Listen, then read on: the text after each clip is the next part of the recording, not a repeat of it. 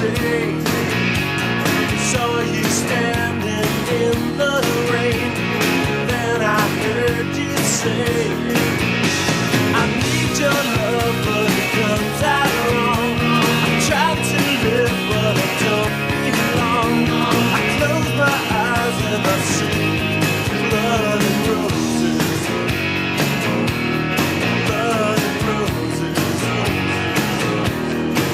Blood and roses.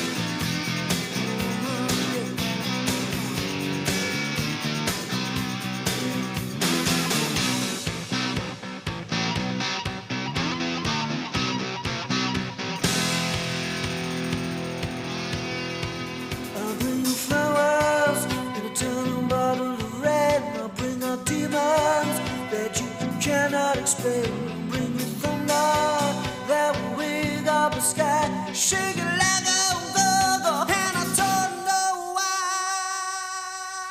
I bring you wisdom, what the fools think of me. I am your prison when you long to be free.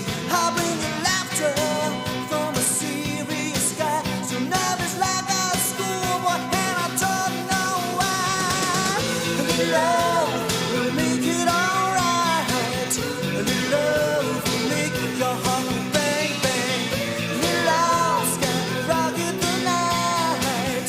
The love, the love, the love, a little bit of love. Say sha la la la la la la la la la, sha la la la la, sha la la la la la la la la la, sha la la la la.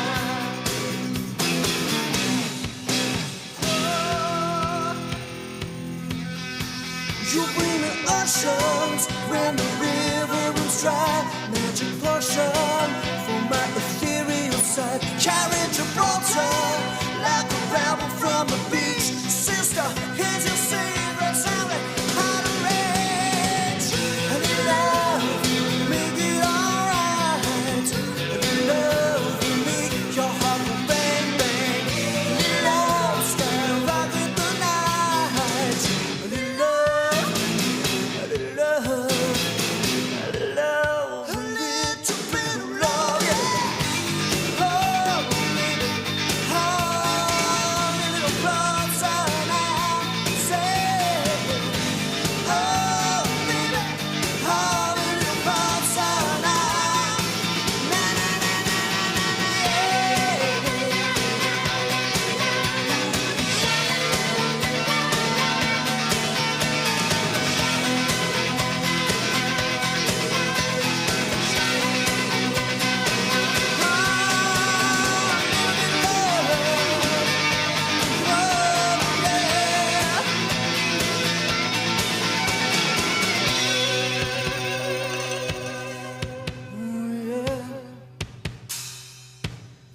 Here we go.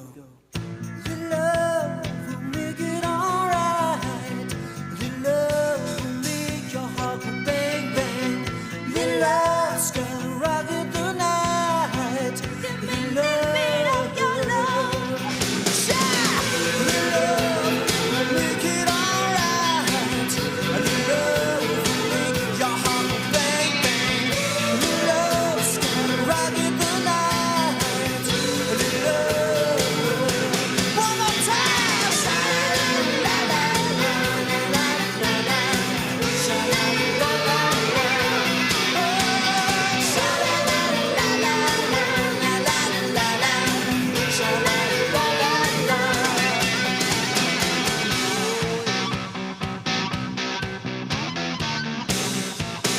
Oh, a little bit of love.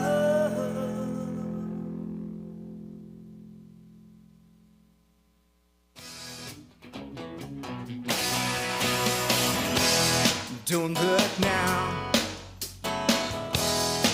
things just got worse. I'm drunk again, I swear this crescent is just a curse. I got here by killing off all my friends. I think I figured it out, my life begins when fun ends. I got my wings, I'm free to go as I please. Yeah, I got my wings, now nothing really pleases me till everything falls apart. Then I get to try to put it back together. Yeah, it falls apart, and you can count on that. You can count on bad, bad weather again. Was it good? I don't remember much about it. When things start to feel right, you can count on me to start to doubt it. in the details. Now the devil is in my pants, and it's shoot first, apologize later, another quick and short shot romance. Well, I got what I wanted, now I don't want anything. Yeah, I got what I wanted, now my life is just boring till everything falls apart. Then I get to try to put it back together. Yeah, it falls apart, and you can count on that, you can count on that. Whether there's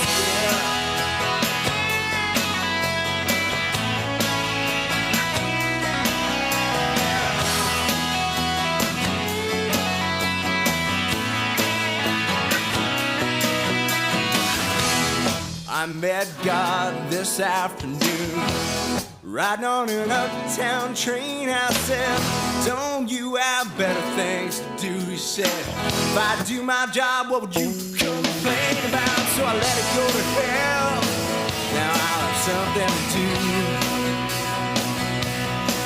He said, I'll let it go to hell. Does that sound familiar to you?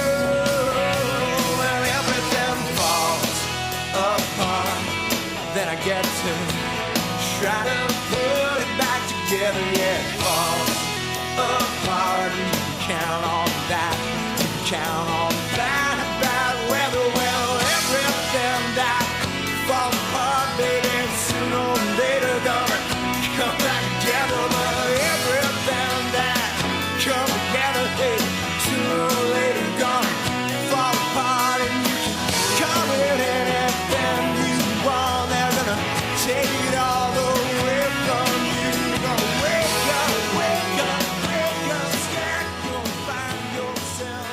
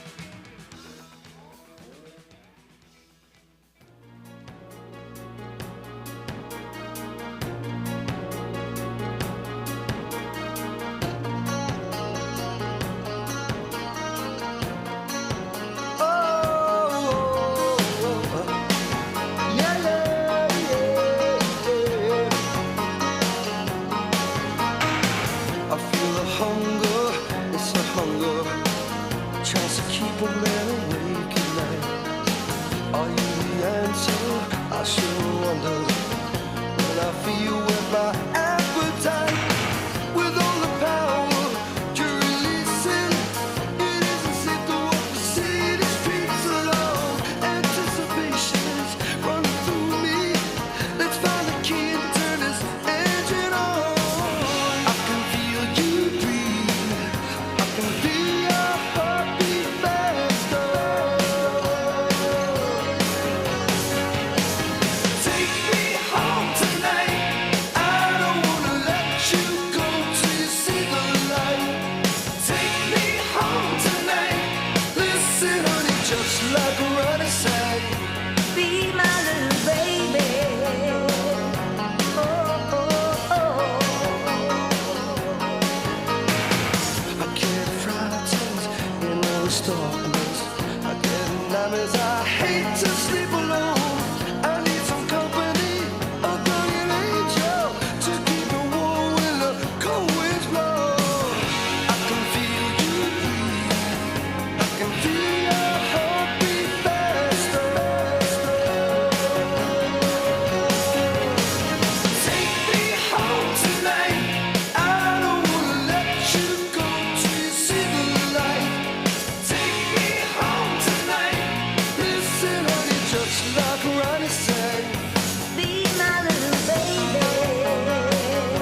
Be my little baby.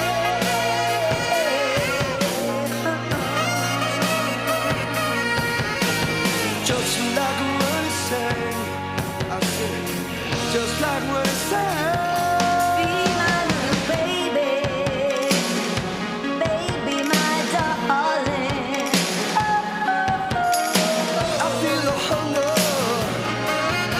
It's a hunger. Take me home tonight. I don't wanna let you go till you see the light. Take me home tonight.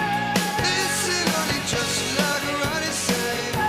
Be my little Take me baby. home tonight. I don't wanna let you go till you see the light. Take me home tonight. Listen, honey, just like Ronnie said. Be my little baby. Home tonight. Be my darling. Till you see the light. Take me home tonight. Listen, honey, just like Ronnie said. Be my little baby. Home tonight. I don't wanna let you go till you see the light.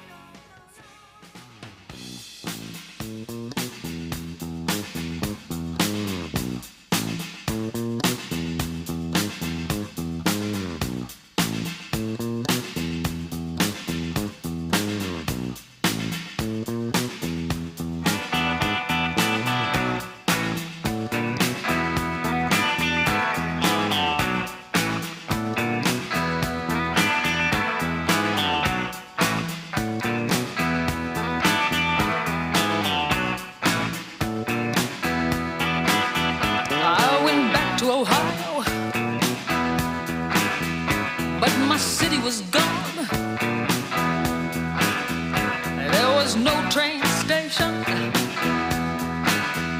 there was no downtown. South Tower had disappeared. All my favorite places, my city had been pulled down, reduced to parking spaces. Hey, oh, where to go, Ohio?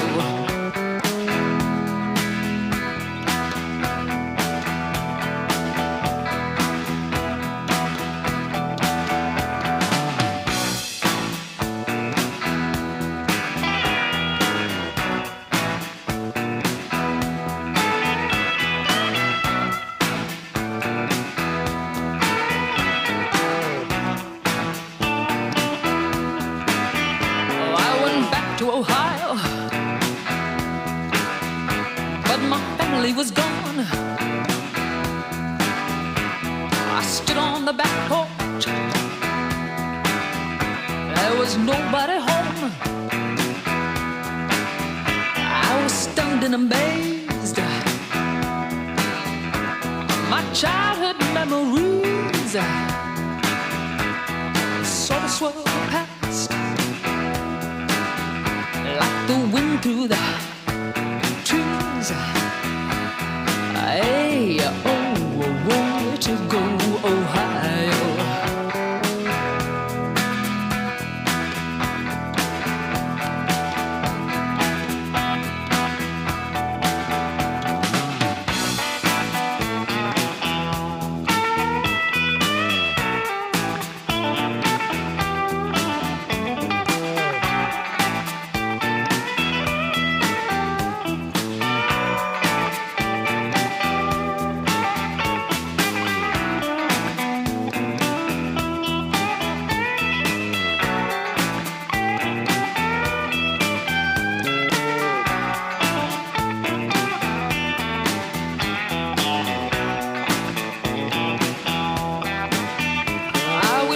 Ohio,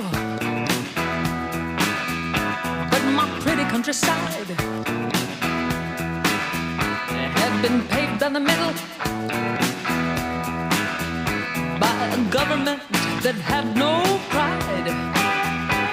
The farms of Ohio had been replaced by shopping malls, and music filled the air. From Seneca to Cahoga Falls, city area, oh, where to go, Ohio?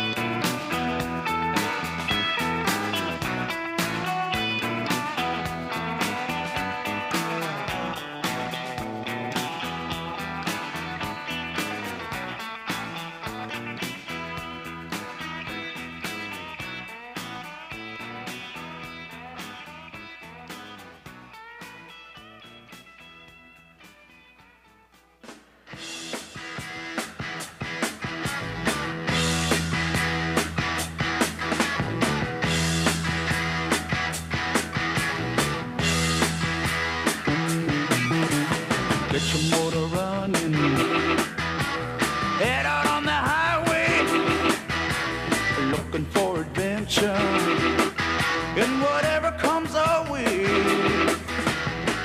Yeah, darling, go make it happen. Take the world in a loving embrace. Fire all of the guns at once and explode into space. I like smoking lightning, heavy metal thunder, racing with the wind, and the feeling that I'm under. Yeah, darling, go make it happen. Take the world in a loving embrace. Fire all of your guns at once and explode into space. Like a true nature's child, we were born to be wild. We can climb so high, I never wanna die. Boy,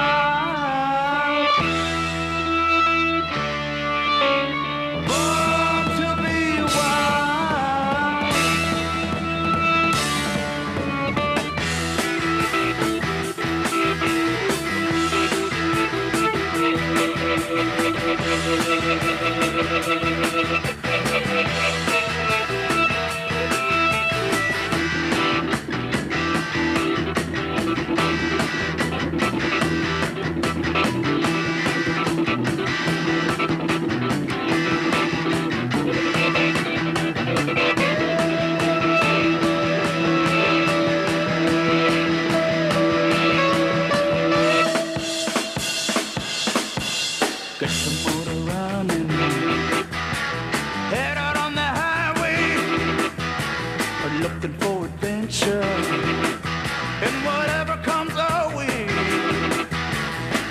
Yeah, darling, go make it happen. Take the world in a loving embrace. Fire all of your guns at once and explode into space. And let the true nature shine. We were born to be wild. We can climb so high. I never wanna die. Born to be wild. Born to be wild.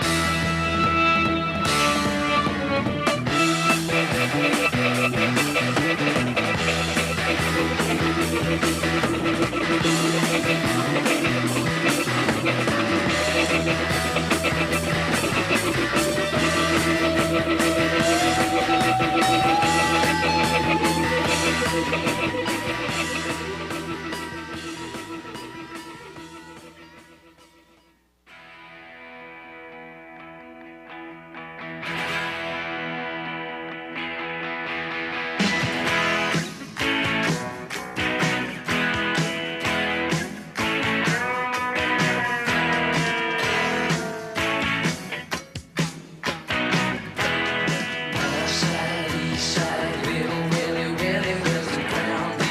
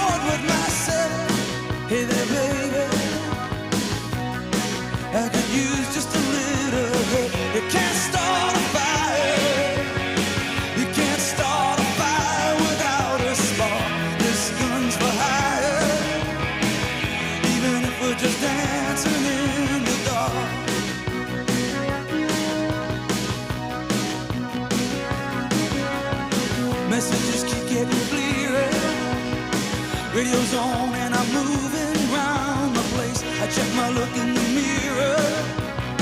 Wanna change my clothes, my hair, my face, and I ain't getting nowhere. I'm just living in a dump like this. There's something happening somewhere. Baby, I just know that this. You can't start a fire. You can't start a fire without a spark. This gun's for hire. Even if we're just dancing in the dark.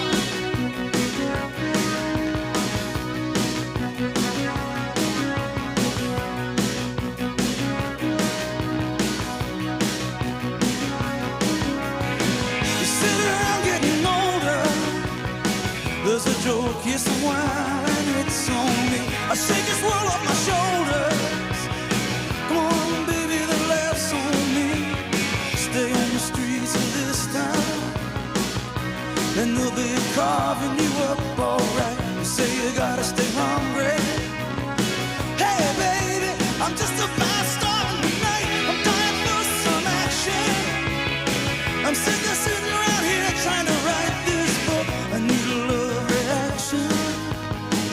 Come on, baby, give me just one look. We can't start a fire. Sitting around crying over a broken heart. This gun's for hire. Even if we're just dancing in the dark. We can't start a fire. Worrying about your little world falling apart. This gun's for hire. Even if we're just dancing in the dark. Even if we're just dancing in the dark. Even if we're just dancing in the dark. Even if we're just dancing in the dark.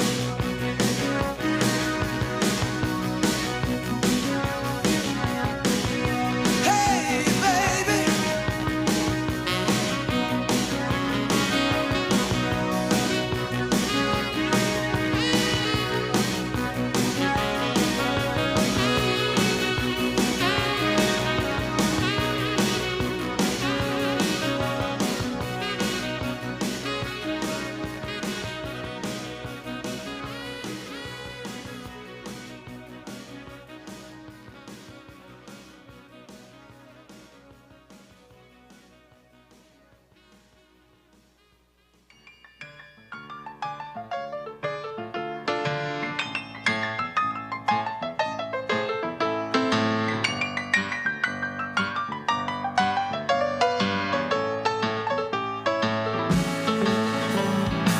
She keeps me waiting, and I'm so afraid that she'll be letting me down. I say I'll give it just another day, but oh, not a word or a sound. And I must be misreading her subtle signs, 'cause I never saw her leaving me here. After a moment we were so aligned, she would turn around and just disappear. I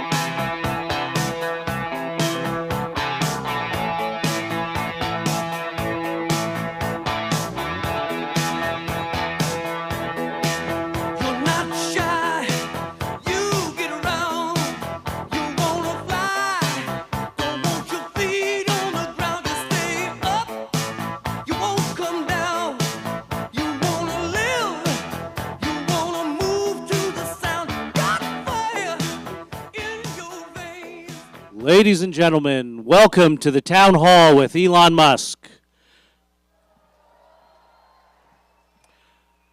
At this time, please silence your cell phones and take your seats. The program will begin shortly.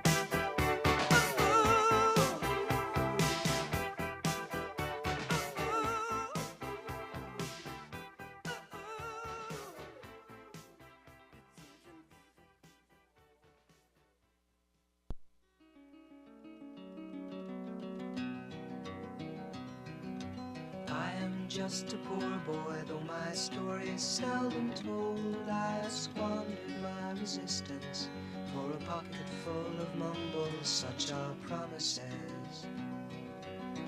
All lies and jest, still a man hears what he wants to hear and disregards the rest.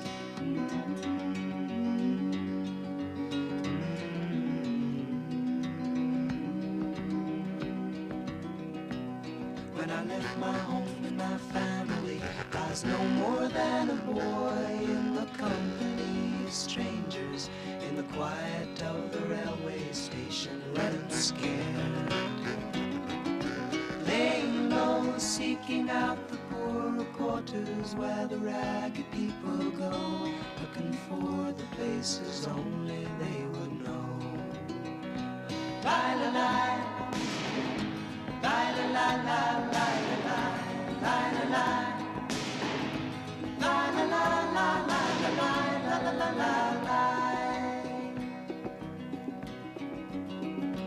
Asking only workmen's years I come looking for a job, but I get no offers. Just to come on from the wars on 7th Avenue. I do declare there were times when I was so lonesome I took some comfort there. La la la la la la la.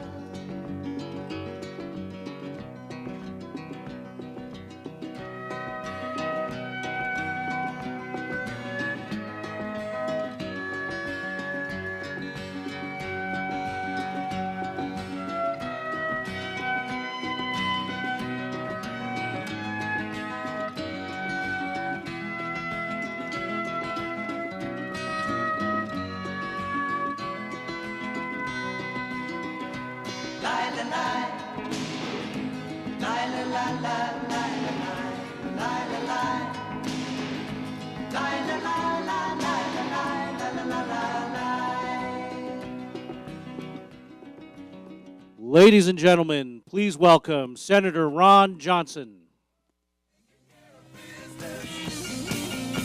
Taking care of business.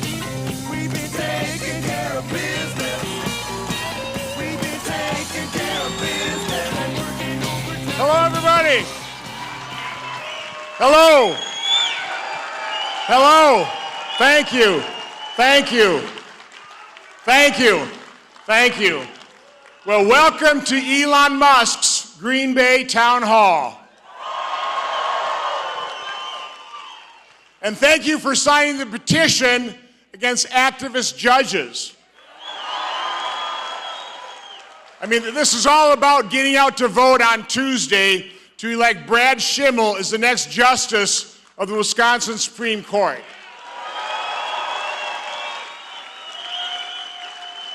It's so crucial we do that. You know, I've been traveling around with Brad, and by the way, I don't know, and I see Governor Walker here. I know he was a tireless campaigner. I don't know of any candidate that I've seen in my years now in the business campaign more tirelessly than Brad Schimel. He's just been phenomenal. And you know, he's not doing it for himself. He's doing it to save the court, to save Wisconsin, to save America. Let's be honest. So I'm traveling around the bus with him the last couple of days, and then we do what they call press gaggles, and we go up and talk to the press, and every question is about Elon. Now, I don't know about you. I think what Donald Trump and Elon Musk is doing in terms of the Doge movement is brilliant. What do you guys think?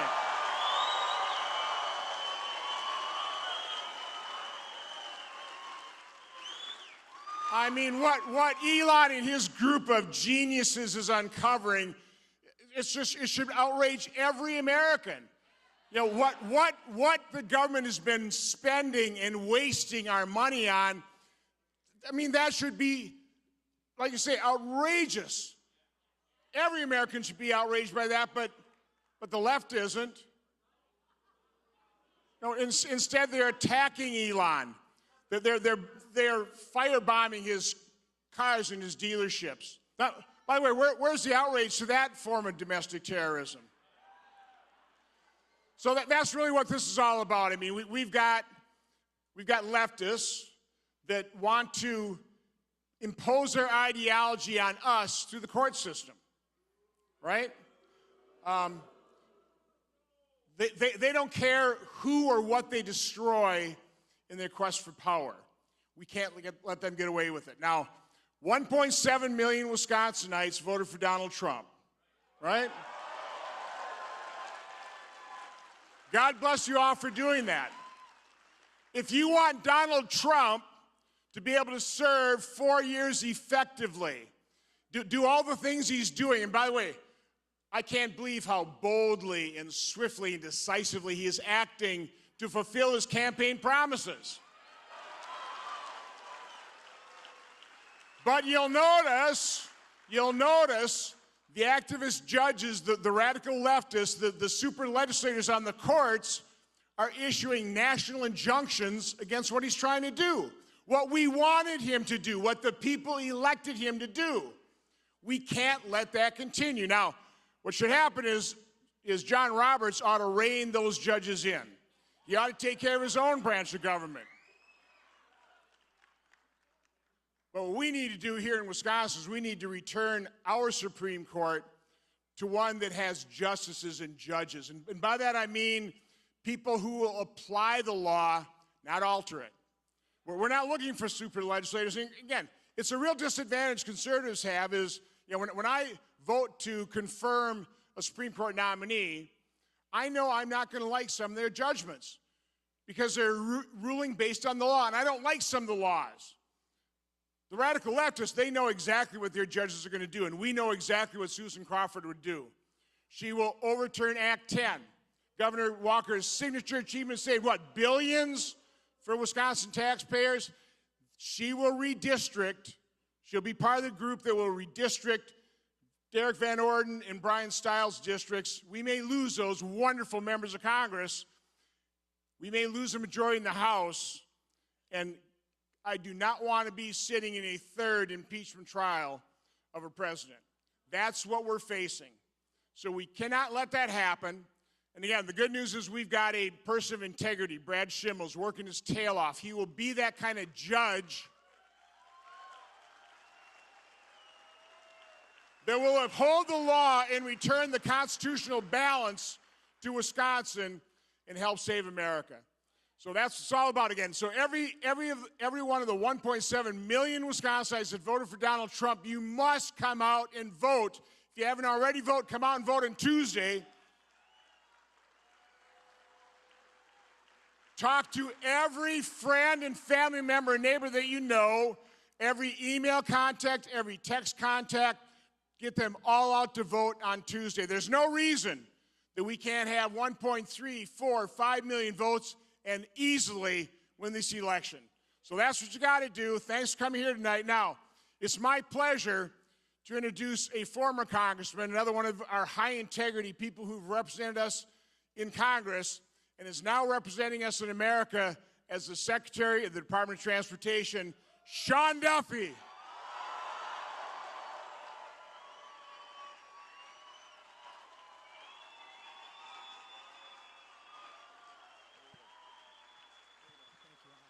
Hey, everybody.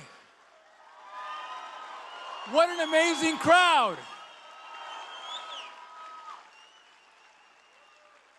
Are we not blessed to have a senator like Ron Johnson? He's amazing. Also, somewhere here, Congressman Tony Weed is in the house. Tony, where are you? Right here. Oh, Scott Walker as well in the house. Derek Van Orden, I know, is here too. Our great delegation from Wisconsin. We are blessed to have fighters like that in Washington, D.C. Now, quick question for you. Is Donald Trump making America great again? Yes, he is. Now, he does have a little bit of help from a guy by the name of Elon Musk. That's true. Yeah. And I would argue he probably has one of the best cabinets ever in recent history, maybe. We're helping as well. I think all of us thought our government and the waste in our government, we thought it was bad. But after Doge's work, we can't believe how bad it is. This is horrible. So think, Stacey Abrams raises a couple $100 in her climate action fund, and then Joe Biden gives her $2 billion for her climate fund. Elon Musk found that there are 7 million Social Security folks on the rolls that are over 120 years old. Unbelievable. And I love what Doge has found at USAID. $1.5 million to advance DEI in Serbia.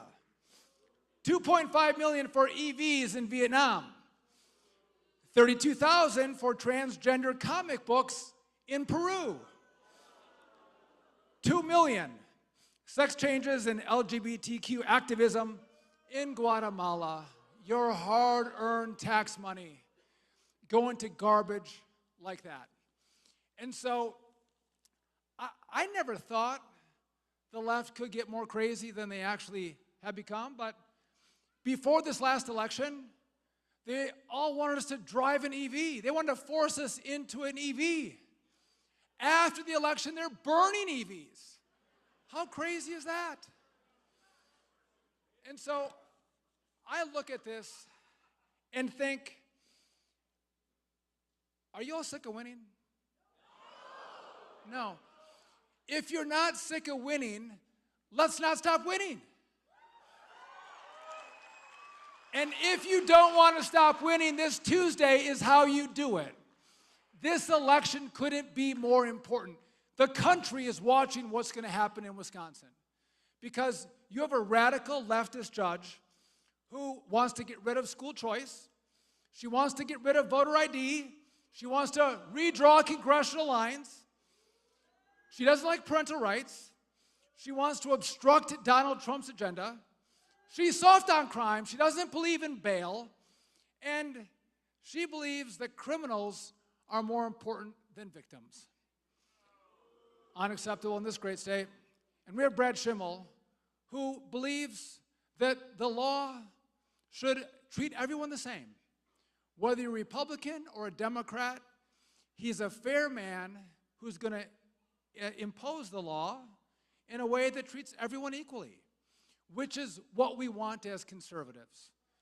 And so what you all can do, by the way, are you all going to vote, or have you voted? You guys all voted? Okay. You look like a pretty lively group, so I imagine all of you at least have 5 friends, maybe 10. Get your 5 or 10 friends to the ballot box on Tuesday. And if all of you do that, you get your friends to the ballot box because this is a low voter turnout election. Bring your friends, bring your family, and if you all turn out on Tuesday with your friends, we are going to win in Wisconsin and send a message to the radical left. Don't mess with Trump, don't mess with Doge, don't mess with Elon, and don't mess with Wisconsin. Let's get it done, everybody. God bless.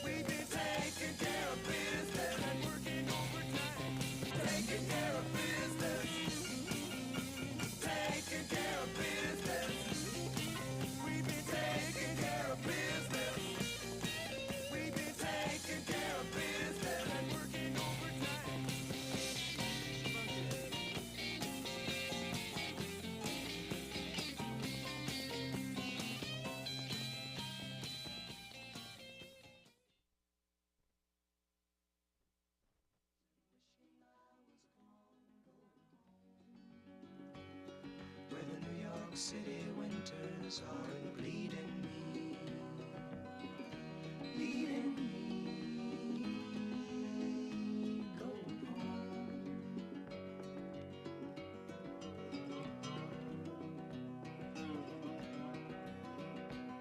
In the clearing stands a boxer and a fighter by his trade, and he carries the reminders of every glove that laid him down or cut him till he cried out in his anger and his shame, I am leaving, but the fighter still remains.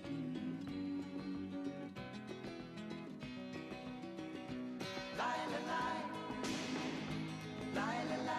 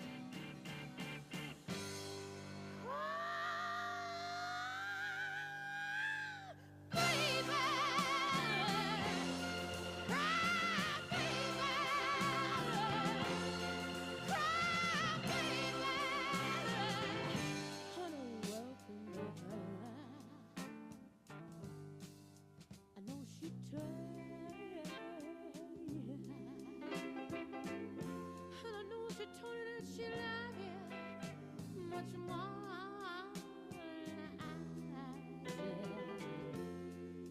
But I know that she left you, and you swear that you just don't know why. But you know, and I'll always be right. If you ever want me, come on and cry, cry, baby.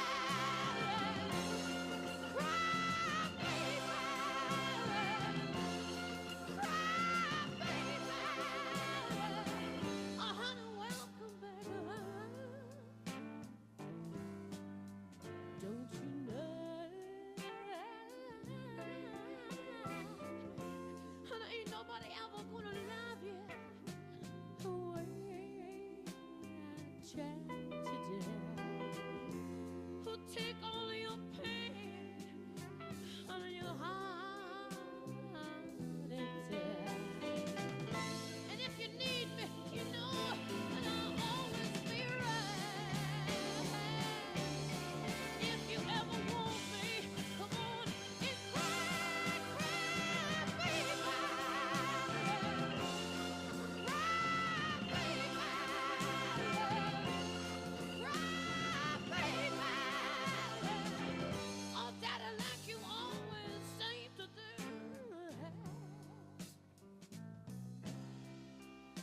And when you're walking around the world, baby, you said you're trying to look for the end of the road. You might find out later that the road will end in Detroit. Or the road will even end in Kathmandu. You could go all around the world trying to find something to do with your life, babe. When you only gotta do one thing well. You only gotta do one thing well to make it in this world, babe. You got a woman waiting for you there. All you ever gotta do is be a good man one time to one woman, and that'll be the end of the road, babe. I know you got more tears to shed, babe. So come on, come on, come on, come on, come on, and cry, cry, baby. Ladies and gentlemen, please take your seats. We will resume the town hall with Elon Musk shortly. Please prepare your question related to the election. After Elon's opening remarks, please line up behind the folks with the microphones in the aisle. Thank you for taking your seats. We will begin shortly.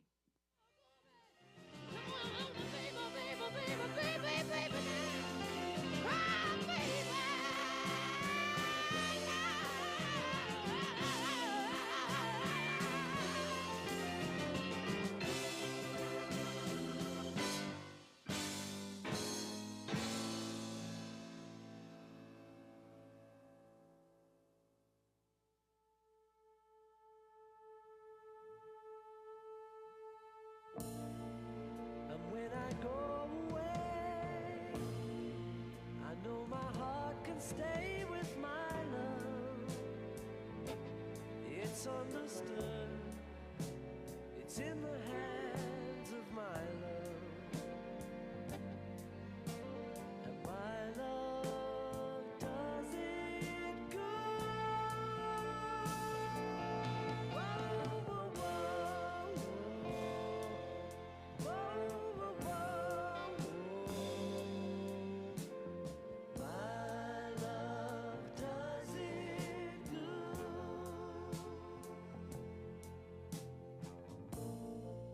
And when the cupboard's bare, I'll still find something there with my love.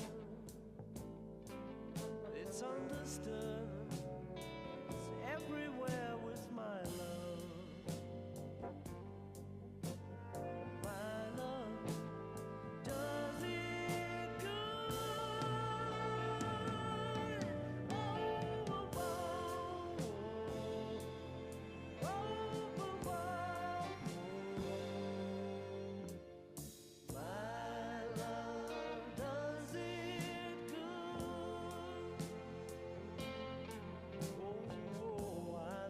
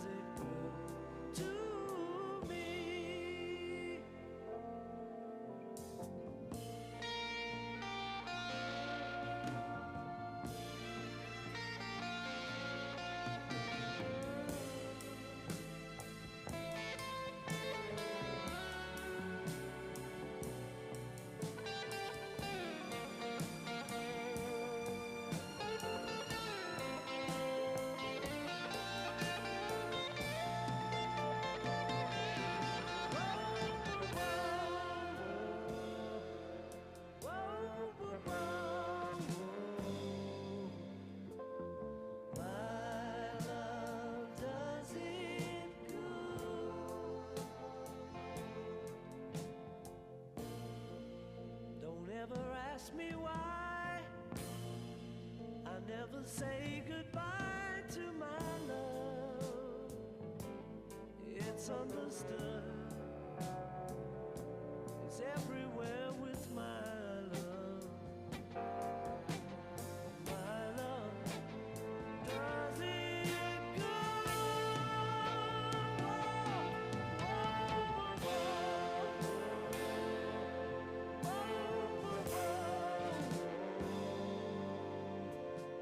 My love does it good. Oh, I love. Oh, my love. Only my love does it good to me.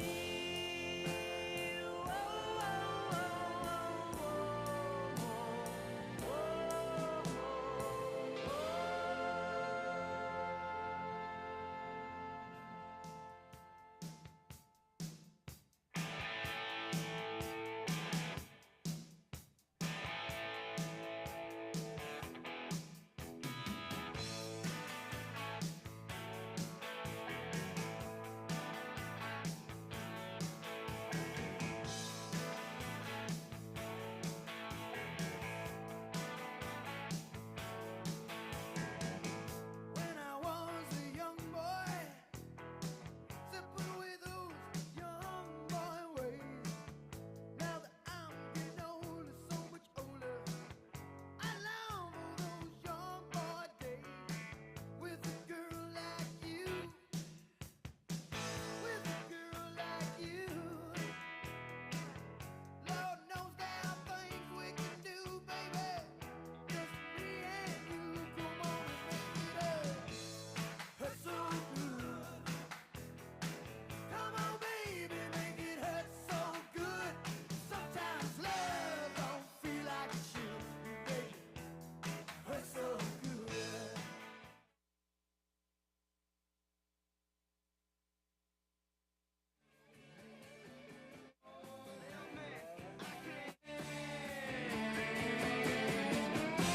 Lord knows I can't change. Lord help me, I can't change. Lord, I can't change. Ladies and gentlemen, please welcome Elon Musk.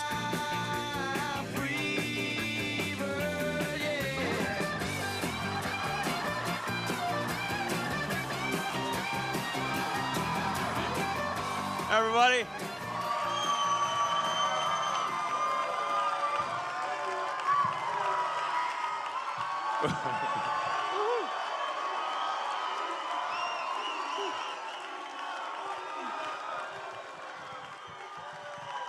Thanks for coming. What do you think of my hat?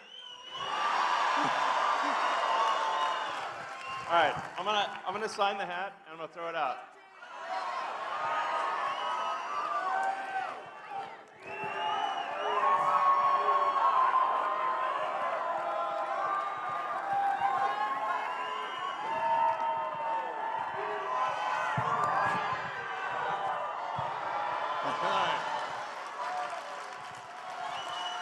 All right.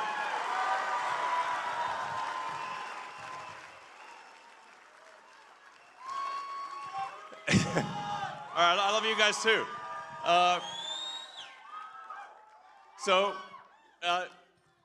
Thank you for coming out in support of this very important Supreme Court race in Wisconsin. It's actually something that I think it's one of those things that may seem like it's obviously important in the state of Wisconsin, but I think it could actually be important for the country as well, and maybe for the world.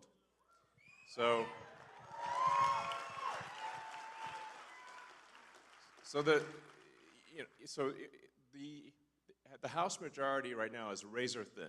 It's really just a few seats, and if the Supreme Court is able to redraw the districts, they will gerrymander the districts and deprive Wisconsin of 2 House seats on the Republican side. Yeah, exactly. The result of that could be that the House switches to a Democratic House. Yes, indeed. And then they will try to stop all of the government reforms that we're doing, and we're getting done for you, the American people.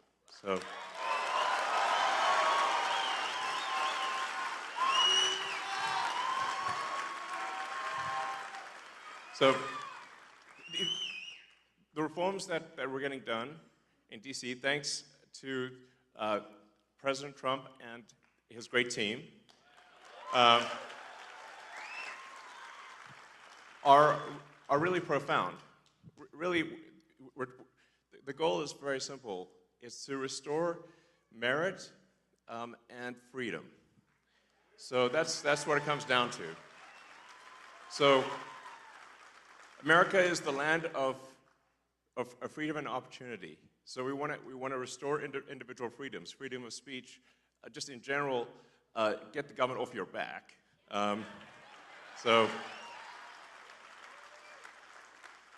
And then make sure that you succeed in the United States as a function of your hard work and your talent, and nothing else.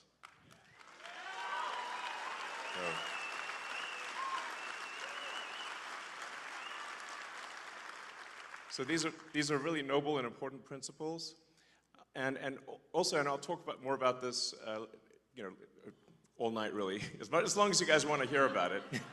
But as you may have seen with stuff that we've posted on the Doge.gov website and the Doge handle on the X platform, there is a tremendous amount of waste and fraud in the federal government. Like, shocking, really. It's insane. Yeah, it's really wild. So,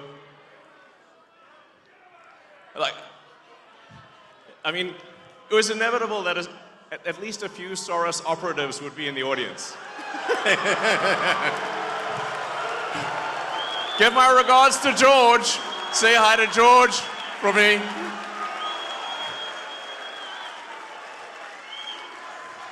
USA, USA, USA, USA. Yep. It was inevitable. I was waiting for that one. So, yeah, thank you. Thanks, guys. Isn't it shocking how much violence and hatred is coming from the left? Isn't it supposed to be the party that they claim to be the party of empathy, and yet they're burning Teslas and shooting up dealerships and calling for the death of the president and me? I'm like, guys, this is insane. Like, they're gone psycho. It's really, like, I totally understand if somebody doesn't want to buy a product. Yeah, it's up to you. It's a free country, but you don't have to burn it down. Okay? But much. That's somebody else's car. Leave it alone. Thanks, guys.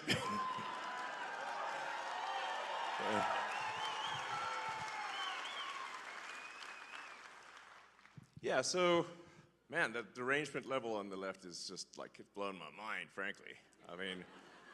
I'm like, what is going on? They've just lost it next level. I'm like, it's like, whoa. And I sort of wonder what's, the legacy media is in part to blame for this, and maybe primarily to blame for this, because, it's really terrible. It's like, if they keep calling, they've obviously called President Trump every name in the book. I think there was one article that called the president worse than Hitler, Mussolini, and Stalin combined. And I'm like, actually, President Trump's not killed anyone. In fact, he's very good at stopping wars, not starting them.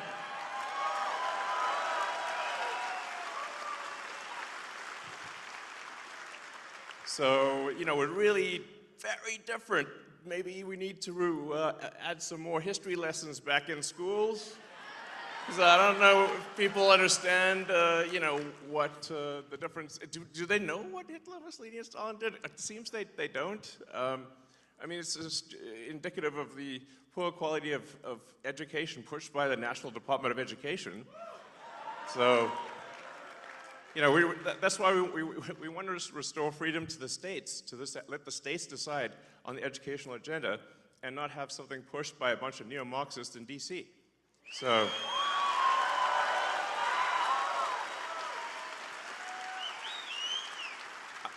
I mean, it is astounding how much anti-American propaganda is pushed on kids today in schools. It's mind-blowing. It's like, what the hell's going on, you know? So, anyway. But on a more positive note, we have this petition, you know, sort of against activist judges, because judges should be simply interpreting the law, not making the law.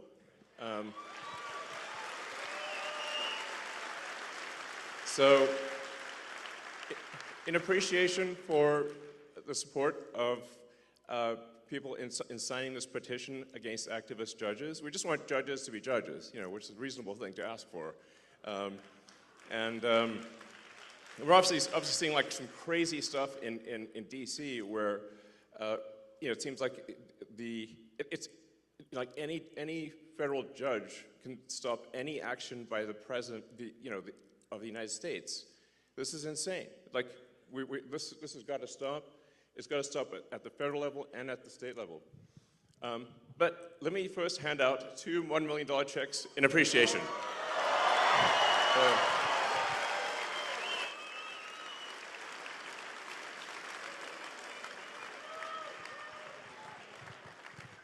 Okay, so the first check goes to Nicholas Jacobs.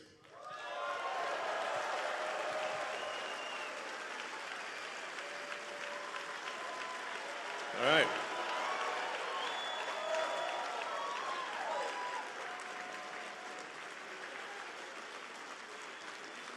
Now, I should say that the reason, the reason for the checks is that it's really just to get attention. It's like we need to get attention, and it's somewhat inevitably when I do these things, the sort of it causes the legacy media to like kind of lose their minds. And then they'll run it on every news channel, and I'm like, I couldn't pay them it would cost like 10 times more, or to get the kind of coverage that we get. So, all right, thank you so much. You're welcome.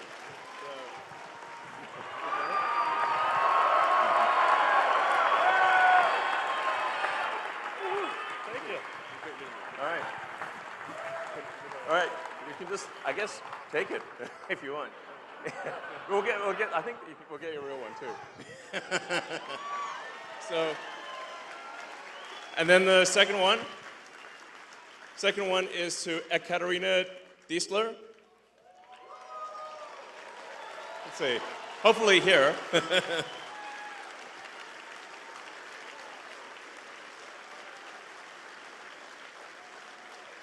So,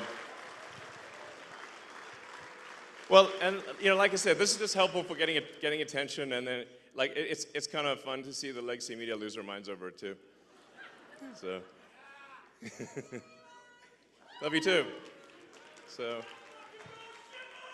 yeah. So, let's see. Hello. Thank you. Congratulations. All right.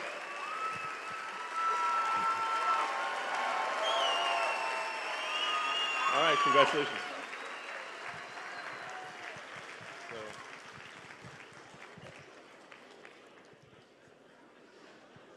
All right, so we're also going to be announcing, or we are announcing now, a program, sort of a Get Out the Vote program.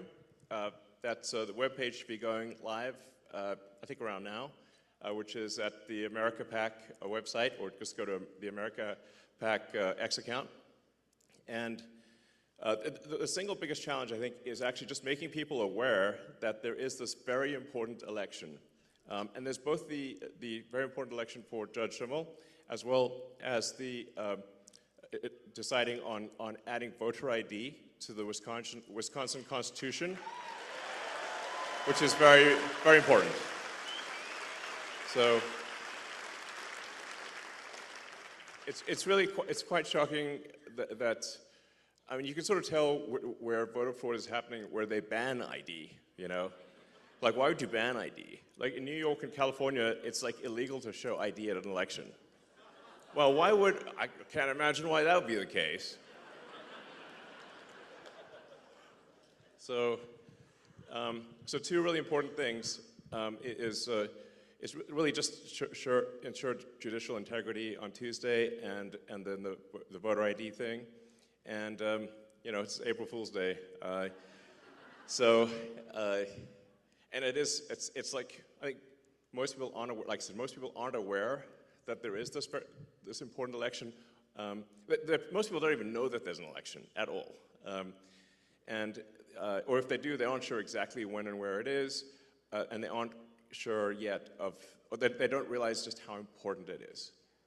They think it's just, you know, some kind of judicial thing that's not that important. But it actually, what's happening on Tuesday is a vote for which party controls the U.S. House of Representatives.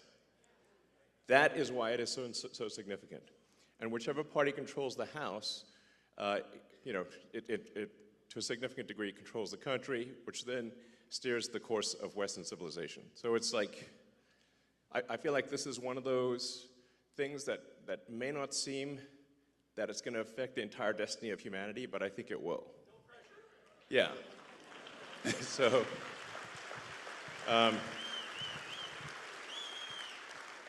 it's a super big deal, and the fact that I'm here in person, like I'm not phoning it in. I'm here in person. Yeah. So.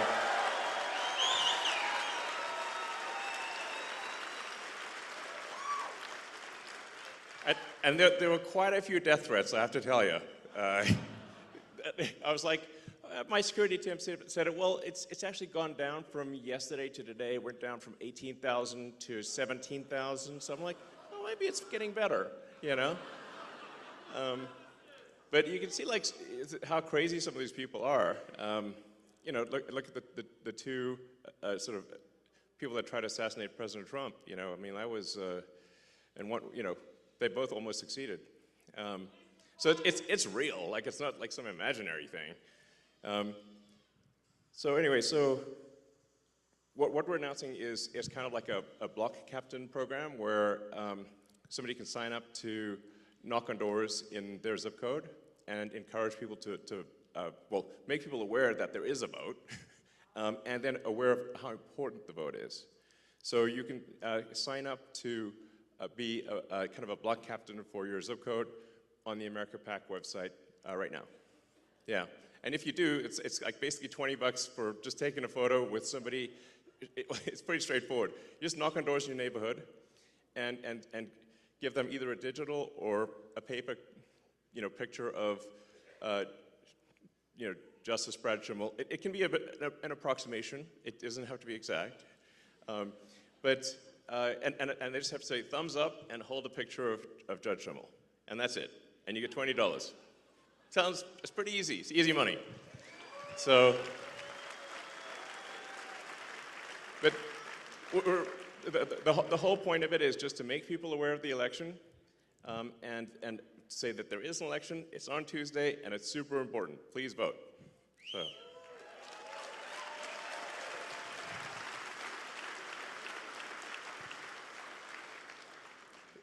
But I think without something like this, we actually are in serious danger of losing the election. This is very important to put in mind. If you look at the betting market odds, so if you look at sort of the Poly market or Kalshi, like the betting markets, it varies between 85% and 90% probability of loss for Justice Schimel. That's the current situation. So we got to pull a rabbit out of the hat next level. We actually got to have a steady stream of rabbits out of the hat, like it's an arc of rabbits flying through the air and landing in a voting booth. Interesting picture. Grok could probably make that picture. So that's basically what's needed. We need to generate an anomaly in the matrix, and because I think there's currently the Dems are 100,000 votes ahead. But if the people that voted for President Trump simply vote on Tuesday, we will win. That's actually all it takes. Just vote. Boom, done. Victory. So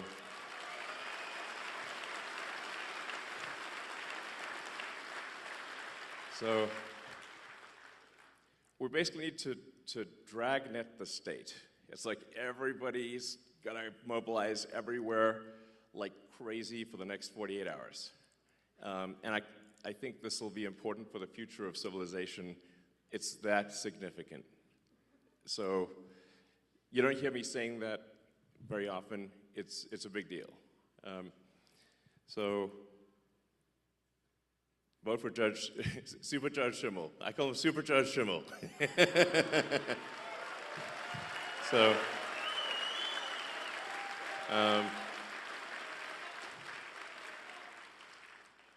let's see. So with that, I think we can do Q&A, if you guys would like to do some Q&A. And I'm happy to answer any questions. It could be, about Doge or whatever you'd like to hear about. Because I think if you ask questions that the public would be interested in hearing, then those snippets will go all over the place, and it will be helpful to the public, at large, and maybe even beyond our country.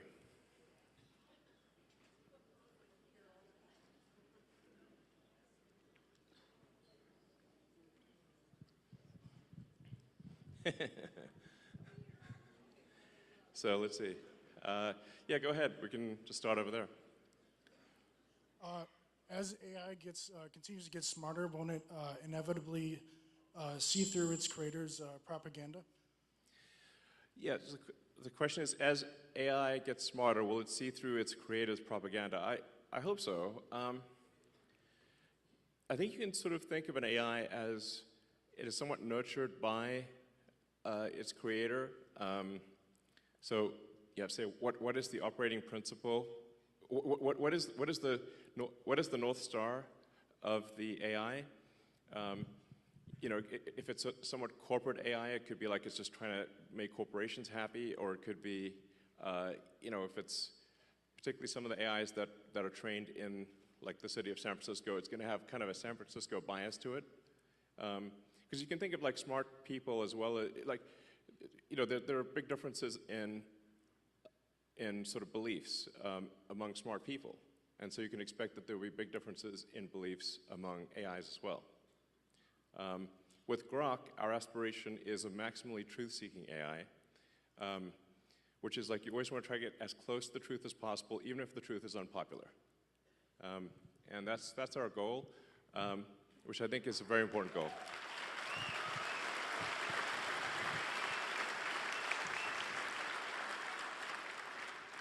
Hey, nice shirt. Oh, thank you. First of all, path of exile for life. But more importantly, as we see the whole world has turned to a fear-based mobilization effort. And we've seen that translate into violence. And the right's not immune to it because it can hit everybody's psychology. Sure. How do we beat that with optimism? Because that's going to be crucial to avoid mass eruption of conflict. Yeah, there does seem to be... you're right that the right is not immune from sort of hate and violence. It's not like nothing, but it does seem weirdly heavily weighted towards the left. I haven't seen anyone tearing off like a Biden-Harris hat. Like, we're just like, you feel a bit sorry for them, like, oh, maybe they're wrong there, But you see people tearing off MAGA hats. And someone just, I saw a video just today where somebody was just on an escalator, a woman was on an escalator wearing a MAGA hat, and someone going the other direction tore the hat off her head. And I'm like, what? That's rude, In fact, I sort of find myself in a strange position because I didn't think of myself as right. I thought of myself as centrist. but then the left went all the other way in the other direction, and now everyone's a Nazi, before you know it. And I'm like, wait a second, do you know what that means? Obviously not. So, but yeah, I mean, I think, I believe in peaceful discourse, and that, we make arguments, verbal arguments, and the people decide which way they want to go. But we don't engage in sort of shouting people down or violence or burning things or shooting things. That's how democracy is supposed to work. It's peaceful discourse. So. My question is about USAID. Has the Doge team found any evidence that any of the radical left Democrats like Maxine Waters, Adam Schiff, Chuck Schumer have received money directly from USAID? And if so, will we be hearing about that evidence anytime soon? Yeah. So there is a massive amount of corruption, but it is circuitous. So what happens is there's money that, obviously it's your taxpayer money, that is then sent to various government organizations who then send it to NGOs, which an NGO is a non-governmental organization, but obviously if it's a government-funded non-governmental organization, it's just an organization, it's just a government. And effectively there's a giant fraud loophole, which is that the government can send money to an NGO that is then no longer governed by the laws of the United States. So they'll send the money overseas to one NGO, then it'll go through a bunch of them, and then I'm highly confident that a bunch of that money then comes back to the United States and lands in the pockets of the people you just mentioned. But it is a circuitous route. It's not like it doesn't go directly, but let's just say that there's a lot of strangely wealthy members of Congress where I'm trying to connect the dots of how did they become rich while earning, how'd they get 20 million if they're earning 200,000 a year? It sounds, nobody can explain that. So something's, yeah, we're gonna try to figure it out and certainly stop it from happening.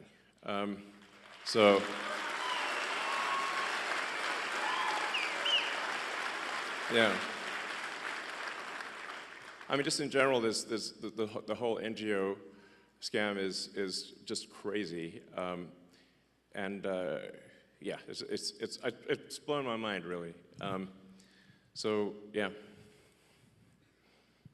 Most of us here are aware of social media censorship, and I know you're keenly aware of it. Thank you for turning around X. Awesome. Welcome.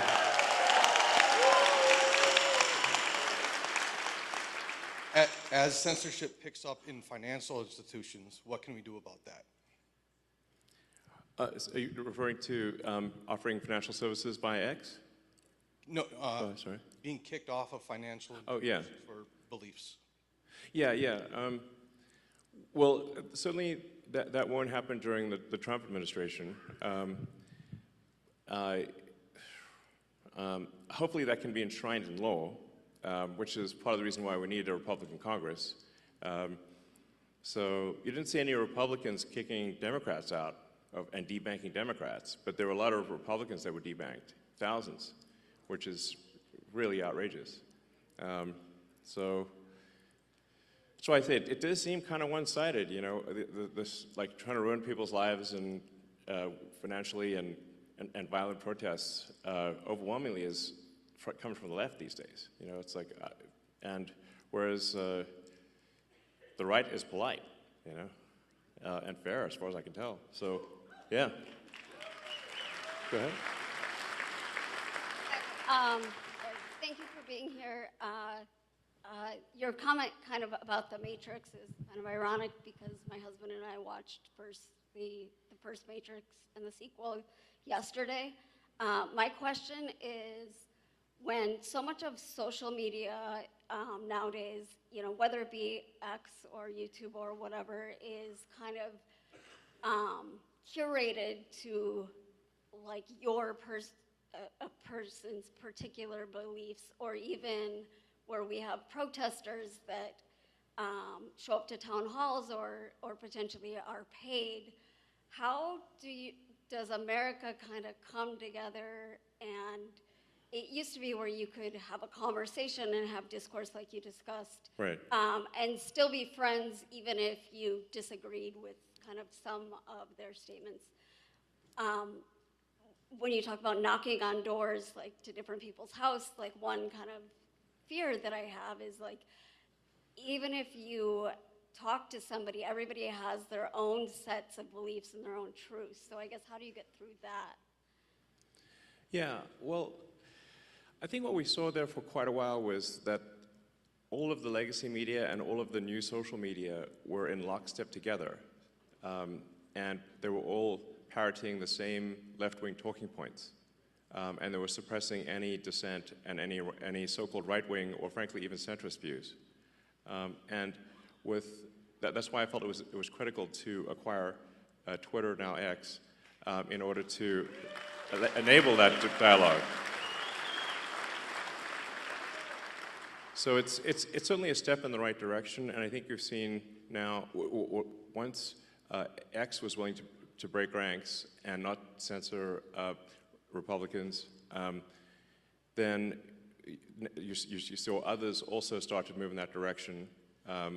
You know, it looks like, for example, Facebook and Meta, you know, yeah, they have certainly, Mark Zuckerberg has stated that they will be doing a sort of community notes based on the community notes of the X platform, and as opposed to having sort of far left censorship bureau, the sort of, you know, the woke Stasi essentially reviewing things.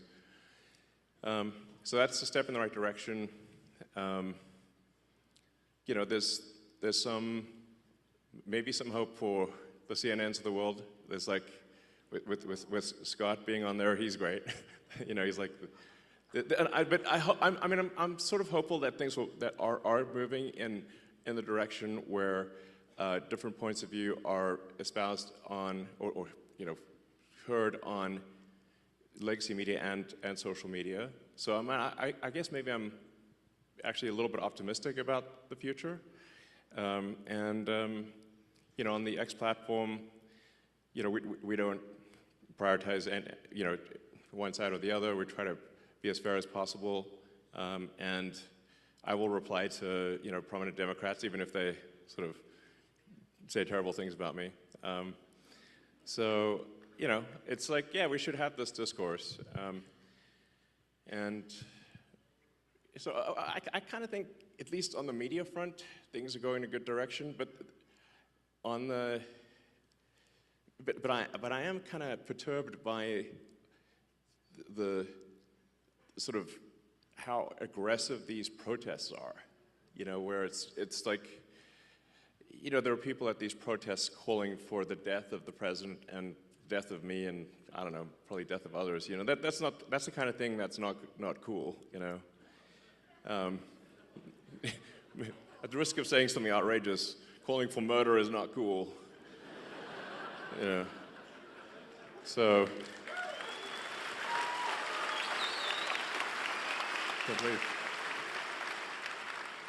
Thanks for coming, Elon. I'm a teacher by trade.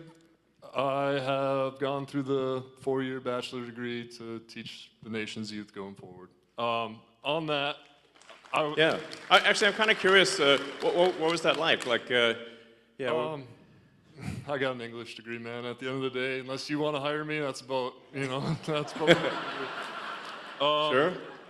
So during teacher college, they give us a heat map, and it says these are the cost per head on each student.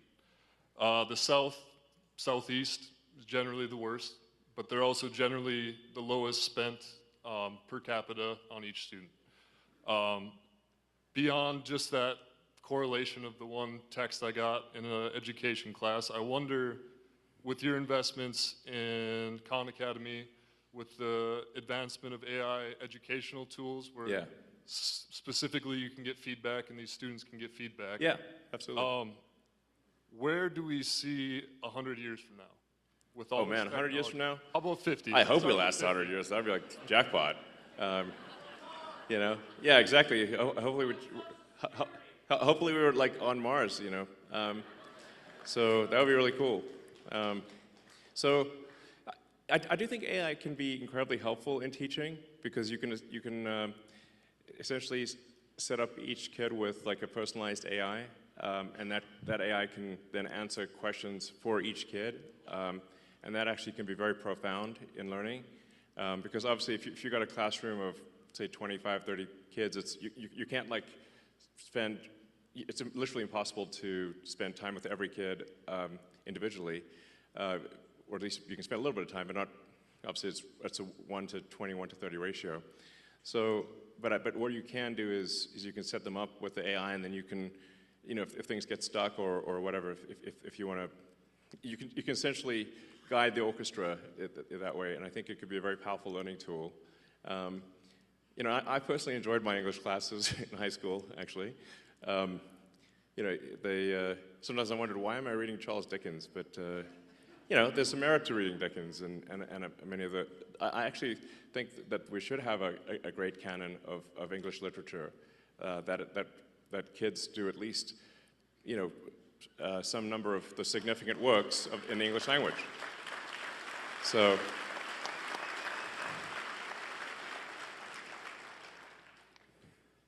I mean, this, yeah, it seems like very obvious to me, but yeah. And another thing with regard to teaching is that I think teaching is a very important profession. If you look at the expenditures, there's a very big rise in the number of administrators, but not a very big rise in the number of teachers. And so that's really the big factor, which is we should have more actual teachers.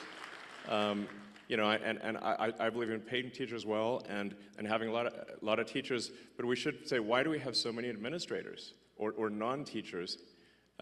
So administrative expense has gone ballistic, but teaching expense is more or less flat. Doesn't make sense. So. First, I would like to apologize to you on behalf of America for the idiots you have to deal with for what you're doing for us to improve our country. Second of all, my question is, what is your opinion on the Federal Reserve, and do you have any intentions of doing anything with them? And the Fed.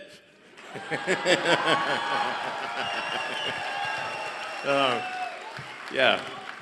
I don't know. I always wanted to say that, you know. But I mean, I think there's like 20,000 people that work at the Fed. Seems pretty high. It's like there's a lot of people that work at the Fed, and it seems like, why do we have so many people at the Fed, and what do they do? And you know, sometimes I wonder which one would win. You know, the federal for interest rates, the board of the Federal Reserve, or a magic 8-ball. And I'm like, I think the magic 8-ball might win. You know. So then I'm like, well, magic 8-ball is a lot cheaper. So you know, it's like you shake it, it says check back again later. I'm like, okay. Same thing. But I think what really matters is that government spending is not far in excess of government revenue. That's a fundamental issue that we have, where we have a deficit of $2 trillion, and we have interest payments that now exceed the entire budget of the military. In fact, that was a big wake-up call for me, was when the amount of money that we pay in national debt interest exceeded the Defense Department budget. I'm like, Defense Department budget is very big, and interest is higher than that and climbing. That's a disaster. You know, so the very simple, straightforward goal of the Doge team is to get rid of waste and fraud. It's mostly waste. It's or depending on how, you know, I'd say it's probably 80% waste, 20% fraud, something like that. But it's $1 trillion, so that's still a lot. And it's you know, it's gotta be.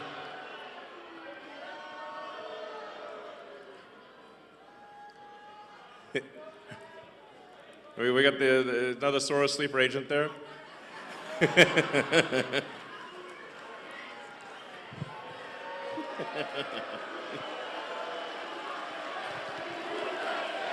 USA, USA, USA, USA. So, I mean, to be clear, the very simple thing we're doing, and we post everything publicly on the Doge website, which is just to look at every expense and say, is this actually a good use of your taxpayer dollars? That's it. It's not super complicated. And the thing that's pretty wild, this is why I say, I used to be a Democrat, and so and if you listen to the speeches of Clinton and Gore in the 90s, when they were going on about reducing waste and fraud, it literally, you wouldn't be able to tell the difference if, who said it, Doge or Clinton Gore. You can't even tell the difference. It sounds exactly the same. It's wild. So we're really just trying to restore common sense to government and say, let's not waste your money, and let's make sure it's spent well. And that's it. And in trying to save $1 trillion of expenditures, what we're saying is, of the $7 trillion in government spending, let's see if we can make it 15% more efficient. And I'm confident that we can. That's actually not a huge bar, by the way. So.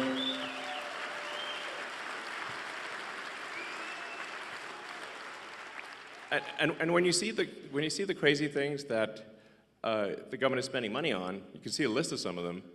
So I don't know if we should be spending money on transgender comic books in Peru. That doesn't seem like an ideal thing to spend your money on. Why would we do that? If somebody in Peru wants to do that of their own accord, that's fine. But it shouldn't be your money that does it. So it just, and we shouldn't be paying rent on empty buildings. If I do think there is a role for government, but we just need to make sure, we're just going through and saying, and doing what I would call an excellent and necessary and reasonably trusted review of organizations and personnel. So is this person doing a good job? Great. Is the role necessary? If so, that's good. And are they reasonably trusted, meaning they're not a psycho? We're not talking about political affiliation, just that they're not crazy. What's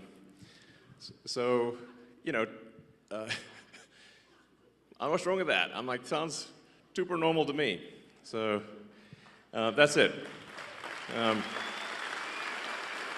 Now, in this process, one of the things that we've discovered, which is, I think, on the fraud side, which is a really big deal, is that the Democrat administration, the Biden administration, has basically taken every arm of the U.S. government and bent it towards creating a financial incentive for illegal immigrants to come to the United States. Now, this is every part of the government. So Social Security, Medicaid, unemployment insurance, disability, even the IRS. So you can fill out a fake tax return and say you need a tax. Maybe I shouldn't tell people this, but it'll actually work. I mean, mostly. There's some chance you'll get caught, but if you fill out a fake tax return, you can just get a tax refund, even though if you didn't pay taxes. So we're trying to stop all these things to say okay, well, let's stop the waste and fraud, and we also need to turn off the massive financial incentive for illegals to come to the United States and stay in the United States. And this is really the thing that is causing the Democrats to lose their mind. Because they're actually spending, at this point, tens of billions to attract and retain illegals in the United States. It's really on that scale. It's a gigantic number. And the goal is to turn all the swing states blue. That means Wisconsin. So that's the goal. So with the asylum program, if they can get a green card within a year, and then they can get citizenship as quickly as 4 years after getting a green card, because the first year of being asylum counts for the 5-year citizenship waiting period. So this is a very big deal. A number of friends of mine have actually joined the government and in order to help with this process. And I'd like to welcome my friend Antonio Gracias to the stage.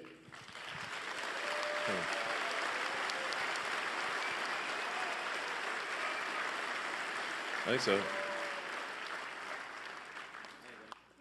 Does it work? I can give you mine. Does it work? It'll be okay. I mean, Buzz Aldrin's still alive, and he went past the belts. Work. Is this working? Yeah, it's on now, Yeah, there you go. So, Antonio, can you tell us what you... Antonio is helping out with the Social Security. So just trying to review Social Security, where you may have heard that we found 20 million dead people marked as alive in the Social Security database. This is so crazy. And then you'll notice there's a strange trend here where how many Social Security numbers were issued. Do you want to? Yeah, so let me tell you what happened here. We started at the top of the system. You want to talk a bit louder, maybe? We started at the top of the system, mapping the whole system of Social Security to understand where all the fraud was. And there's a lot of great people there that showed us really a lot of waste. And so that came up with a big list of stuff they're working on. You've heard some of that already. But this is what jumped out at us. When we saw these numbers, we were like, what is this? In 21, you see 270,000 people, goes all the way to 2.1 million in 24. These are non-citizens that are getting Social Security numbers. Yeah, this is a mind-blowing chart. Yeah, just this literally blew us away. Like, we went there to find fraud, and we found this by accident. And this isn't political, by the way. My parents are immigrants. Yeah, this country's been great to us. My brother and sister all born in Spain. I'm pro-legal immigration. This is not political. This is not political. This is about America and the future of America. And there are a lot of good people in the system that pointed us in this direction. I want to honor them right now, that work in the government today, who took risks to show us these numbers and tell us what's going on. Yeah. So I want to stop for a minute. I want to honor those people today. Very good people. Very good people. I have been from D.C. to Social Security offices to the border to track this down, and very good people have helped us along the way. I want to thank them. Yeah. This number, what this is when you come in the country, if you're an illegal, there's a couple ways to come in. You come in through a port of entry, and you can tell them you're afraid, and they'll give you an asylum case. You'll get an interview. Then you get in. That's one way to do it. Another way to do it is to just go to the border. Literally, this happened. I talked to Border Patrol myself. Elon was there, too. I went to Laredo, and I went to Bronzeville. Elon went to Eagle Pass. You walk up to a Border Patrol officer, and you tell them you want to come in. They have a couple of choices. They could charge you with a misdemeanor or a felony under 1325, or they can make it an administrative offense, like a parking ticket, basically. They were told to do that, make it an administrative offense under the last administration. And then you go walk across the border. They do what's called a release your own recognizance, and they give you an NTA, a notice to appear, which to appear at a judge. The wait times on judges are like average 6 years. Look at Grok, you'll see it on immigration judges. There's only 700 of them. This is 5.5 million people, okay? So what happens then? Once you're in the country and you've got asylum through one of these pathways, and we've mapped the whole thing out, you can apply for a work document. You file a 765, it's the work form. You get this form called the 766, that's the authorization, and then Social Security Administration automatically sends you in the mail your Social Security number. No interview, no ID. This is worth just reiterating. It's not people sometimes think that under the Biden administration that he was simply asleep at the switch. He wasn't asleep, they weren't asleep at the switch.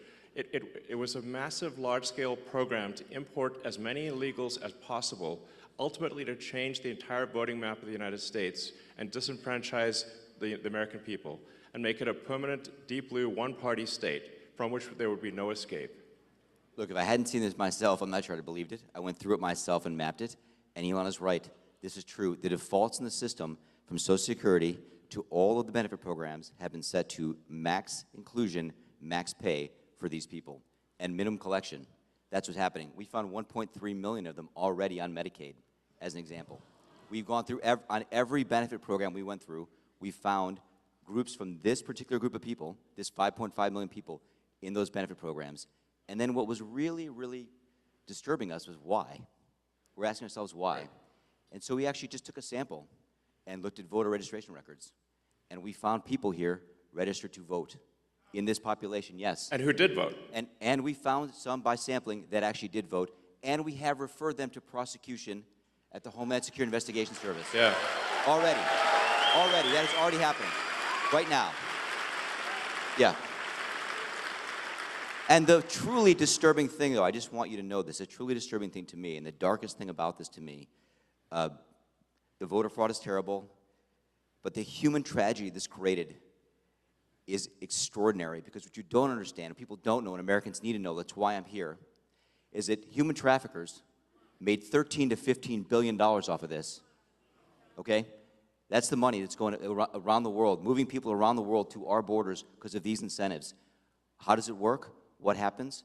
Hey, if you're in Africa and you're in Central America, you got to walk up through Mexico and through Central America. Who do you pay? You pay the narcos, you pay the traffickers, right? And we were told by ICE, it's between $20,000 and $500, depends where they pick you up, to walk across all those countries and get all the way up to the border. Where's that money goes? It goes to the cartels. It goes to human traffickers, right? There are 30,000 children that have not appeared on the notice to appear already. ICE knows this. 30,000 children, 270,000 children didn't even get notices to appear. ICE told us that kids are being trafficked back and forth across the border to complete families to make this easier. This is a human tragedy. It's not just the money, it's the people and the kids. And how many of these people died on the way up here that didn't make it in? What happened to them? We created a system here that created a incentive for people to come and be taken advantage of by these traffickers. And how do you think they get paid? Well, you're in Africa, Central America, you got $20,000 or $10,000 or $5,000 to pay these traffickers? No, you don't. What happens? You come in, then you owe them the money. You're an indentured servant. If you don't pay them, what happens? What do? They kill your mother, they kill your brother, they kill your family. What happens next? That's what we discovered. And I have to tell you, it's tragic to me. The tragedy, the human tragedy this created is extraordinary. That's the real problem. This is America. We don't do this here in America. Yeah. We don't do this here in America. People come here legally, and that's great. Elon came here legally. My parents came here legally. That's the way to do it. This is outrageous. Yeah, it's pretty wild. I mean, you can see, because there's still actually a lot of people out there, especially in the sort of center third of the country, that somehow think this is made up by the right, or it's like some fiction. It's not, that it's somehow not true, but it is absolutely true. And you can see that if you look at things like the state of New York, which tried to make it legal for illegal immigrants to vote in the state of New York. That was only shot down by the New York Supreme Court a few weeks ago. And California has made it health care available to all illegals in the state. And they initially claimed that it would only cost $3 billion. It's now $9 billion and climbing. So it's really, if you create a massive financial incentive for people to come to the United States illegally, then that's what they will do. It's a very sort of, it'd be strange, it'd be odd if that didn't happen. So the thing that actually has the Democrats losing their mind by far, the real reason for these attacks and sort of the burning of the cars and everything is that we're going to turn off the payments to illegals.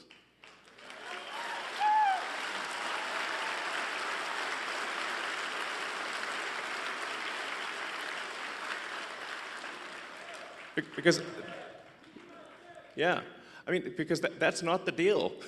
You know, it's simply not right.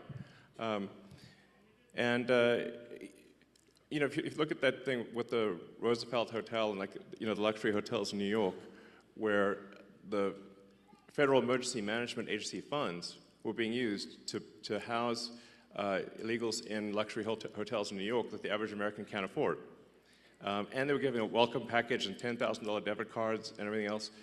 Like, it's super real. I mean, it's like, in my I think it's the biggest voter fraud thing in history by far.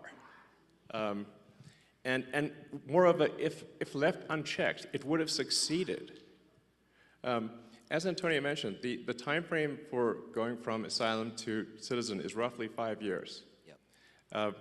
And so all of the people that came in on that chart that you saw, if the machine behind the Kamala puppet had won, then, you know, they change out the puppet, but it's the same machine.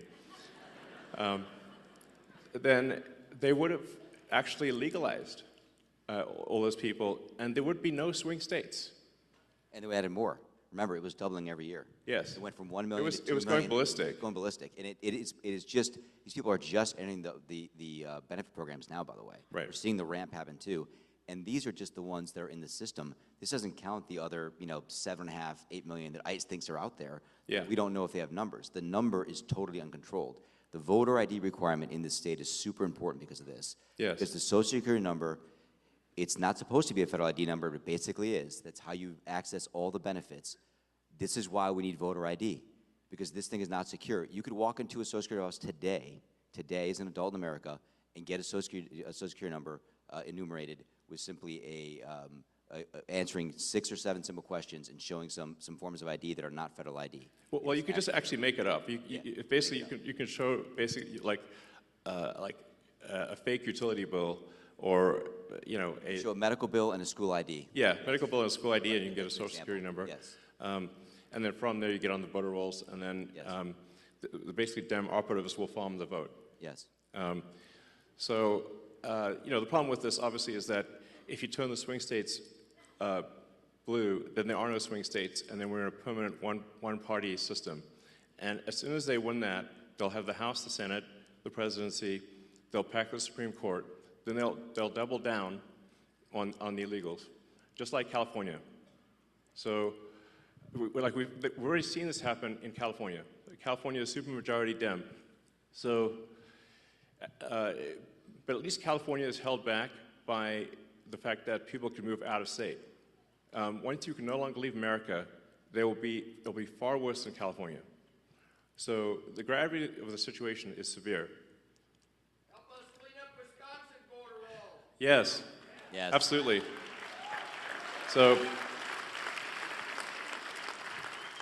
I mean, it's really simple stuff.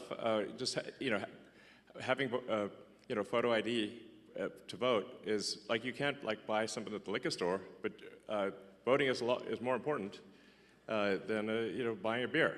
So you're gonna need a real ID to get on an airplane. You can't fly anywhere. Yeah, I mean, and the same people who are saying that there should be no voter ID at voting stations demanded vaccine ID from everyone. Yeah. I'm like, that's weird, So it's really about just restoring integrity to the voting system, which really should not be a right or left cause, but a cause for all. Do we not all want integrity in the voting system? Of course we do. Yes, of course. Yes.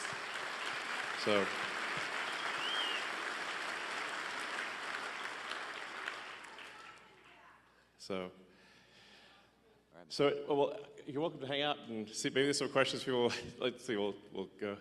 Hi, Elon. I also am a teacher. I was a teacher in Colorado for 8 years, high school Spanish. But I moved here last year and got to vote in Wisconsin, where my vote actually mattered, and I'm so glad. That was amazing that we got Trump elected. Yeah.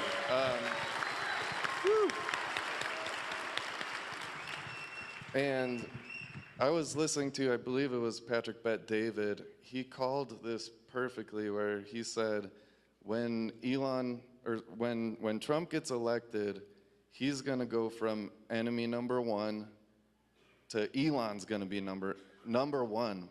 And for the reason, I mean, he only has a couple years left, and we've all seen the left go after you and make you number 1 enemy. And just walking in here, we heard Nazis suck. There's all this horrible thing, and just on a On a serious note, I just want to let you know, my wife and I pray for you at night. Thank you. For your safety.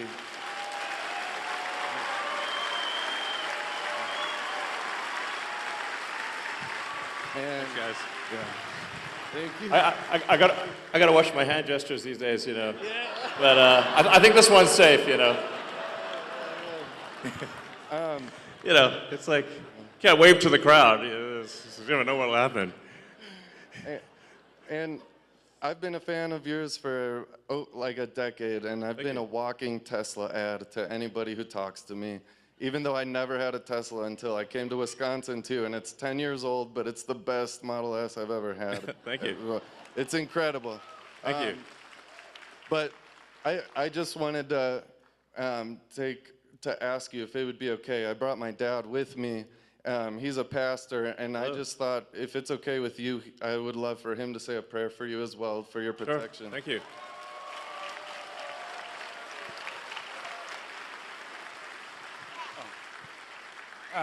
Elon, well, thank you so much for everything you've done for our country. We do love you very much. Thank you. And as a pastor, but just as a person, right? And even if I wasn't a Christian, and I know not everyone here is a Christian, but I think there's quite a few of you here and who are. Either way, we love all people. That's not the issue. The issue is fairness, what you're talking about. The issue being just, and the justice being a weapon instead of lawfare, instead of actually just, and all this corruption you're talking about. And that's a bad spirit, if you want to say it that way, putting it nicely. It's something evil that has come against our country, our morals, our families, etc. And then you and the president and others getting attacked with this outrage and this hate. So if you would, allow me to pray. Thank you. You'd all who want to, please join me, bow our heads and pray. Gracious Heavenly Father, we are thankful for our country.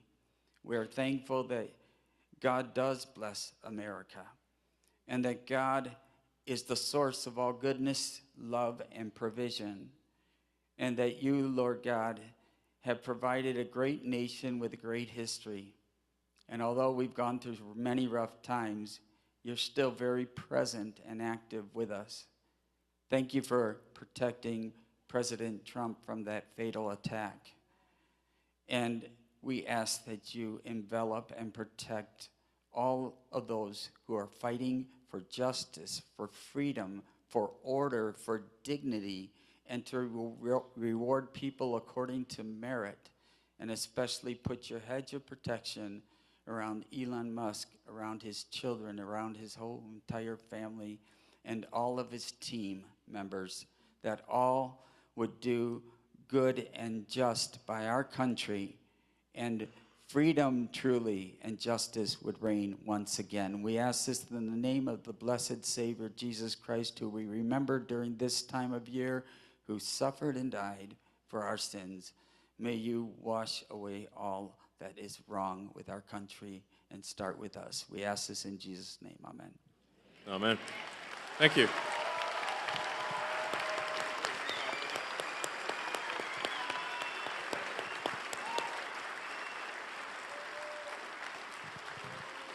Thank you very much. Thank you. Sorry? Up to you. You can hang out if you want.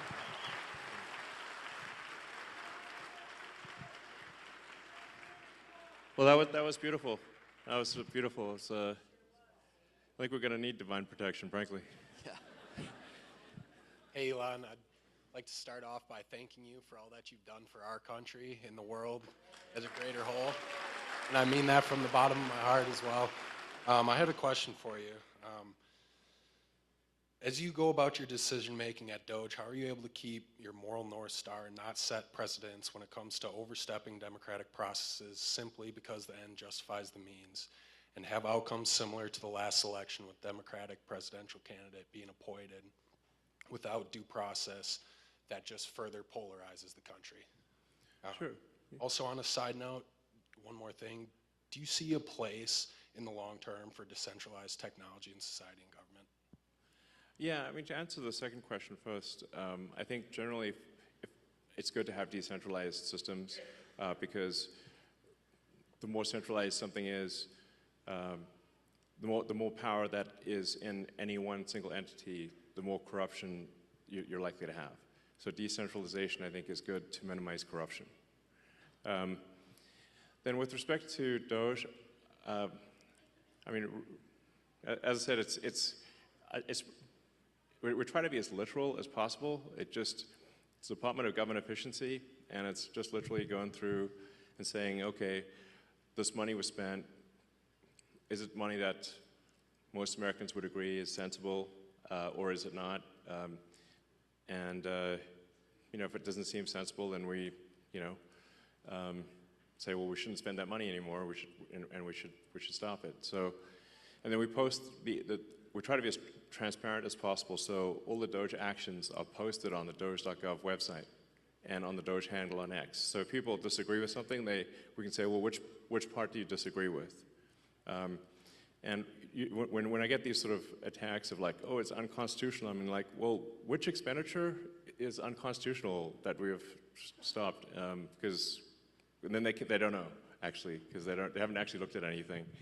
So now, obviously, a lot of this can be reversed with a new administration, but at least for some period of time, we're going to make sure that your taxpayer money is spent at least 15% better. It's not like I think it's a reasonable goal, it's a rational goal, it's a sensible goal, and the net result, I should say, if we have the combination of a $1 trillion increase in economic output and a $1 trillion decrease in the budget deficit, then the outcome should be that there is no inflation or very little inflation from one year to the next.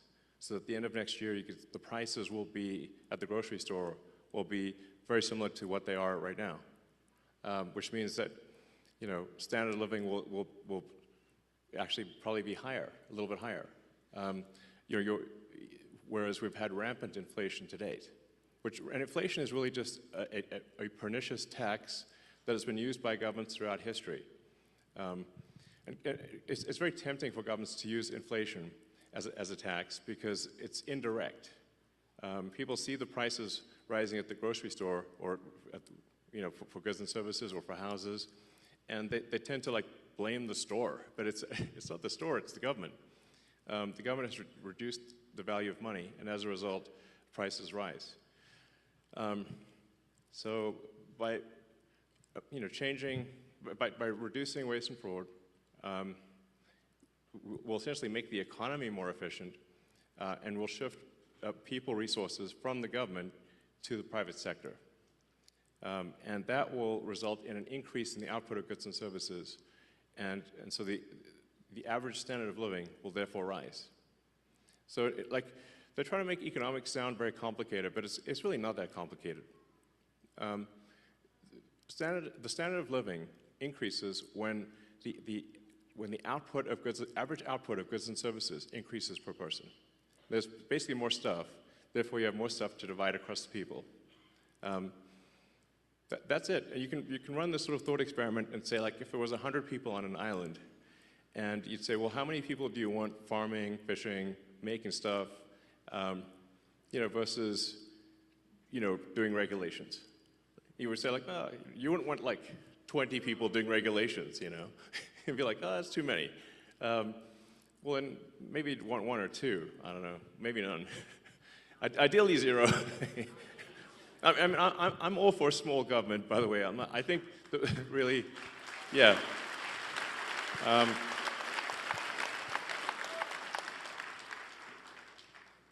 When the United States was formed, there were only, you had the Secretary of State, the Secretary of War, which I think is a more accurate name than Defense, but it was Secretary of War for a long time. And you had the Secretary of the Treasury, and you had the Attorney General. That was it. And if it were entirely up to me, I'd be like, let's make it like that again. Yeah.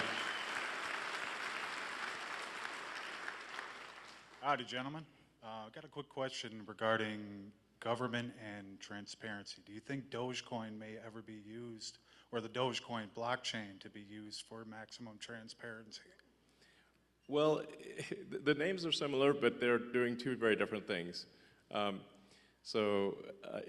fact, I was going to call it like the Government Efficiency Commission, but that's a super boring name. And then the internet said, no, it needs to be called the Department of Government Efficiency. I was like, well, the internet is right. So we changed the name from Government Efficiency Commission to Department of Government Efficiency. But there are no plans for the government to use Dogecoin or anything, as far as I know. So that they happen to be similar names, but really we're just literally trying to make the government 15% more efficient. It's kind of like most of the work that's being done it's kind of like homework. It's not like it's just work, you know. Frankly, it's like washing the dishes. It's not like, you know, it's a lot of it's not super fun work. It's just, you know, going through and looking at every expense and saying, why does this department have like 10 times more software licenses than people? That doesn't make sense. You know, why is the government spending $10 million a year on Politico subscriptions? That doesn't make sense. You know, like there's just one thing after another like that. It's like things that are just kind of boring. So it's like a ton of boring stuff. Like you do hear about like the sort of weird stuff that makes the headlines, but most of the costs that are being cut are just very basic, boring things. It's like homework at scale is what I'd call the Department of Government Efficiency. Elon, can I add something to this? I think this question about transparency. I'm really selling it here. Yeah, no. I would say the principles that Elon has set out for Doge they begin with truth. Truth. Find the truth. Number one, find the truth. Why? Because the government's gotten so big that actually the people don't even know what's there. They don't know the source of truth. So these licenses, it's not like people bought these licenses because they're bad people and they wanted to pay Microsoft. They just kept buying licenses because Microsoft gets selling them. I mean, it's that strange. And we don't want to pick on Microsoft. It's like every software company, by the way. Any software company. Pick software company X. They bought these licenses because they just thought they should buy more licenses. There's more people coming in and there's no one there. People aren't coming back to the office, right? It's just finding truth. The number one principle is truth, and then transparency is number two, I think, on the list, right? So find the truth, make it public, make it transparent. And number three is, man, do it fast, make it efficient, and be urgent. Yeah. Those are the principles that Elon's put into Doge. Yeah, it's worth pointing out, it's actually difficult you have to recalibrate how dumb things can be because it's the government. You know, frankly, it's like dumber than you think it could possibly be. You know, like for example, we found there were a whole bunch of what I call ghost payments going out, where the government contracting officer had retired or changed jobs or was dead or I don't know, they were not around anymore, and they forgot to turn off the payment stream to some company, and it's like leaving the money faucet on and you leave the house, you know, and it's just the money faucet keeps going, and it's a pretty rare organization that will complain about receiving money. So organizations, so then you're like, is that waste or fraud? I mean, the government did send them the money, but they didn't deserve it. So then, well, okay, we should turn off the money spigot if the contract is over, you know, type of thing. So one of the things that we made a recommendation to the Treasury that the payment classification codes and the explanation for the payment be mandatory fields. And have a name attached. So we could just ask the person who approved the payment, is this payment a good payment? Does this make sense? This is the kind of thing that is normal in, you know, for individuals and for companies, but that was not the case. So the reason why the government could not pass an audit was because the information did not exist that would be required to pass an audit. Like it was literally impossible because you just had all these blank checks going out with no explanation and no payment code. So how are you supposed to do an audit? It's literally impossible. So That's what I mean by, like, it's very basic stuff. Like, we just want the Congressional Appropriation Payment Code to be mandatory, and a very short explanation. We're not even going to judge what the explanation is, but that there be any explanation at all and a name attached was revolutionary. My guess is this will probably save $100 billion a year, like a lot, you know. So.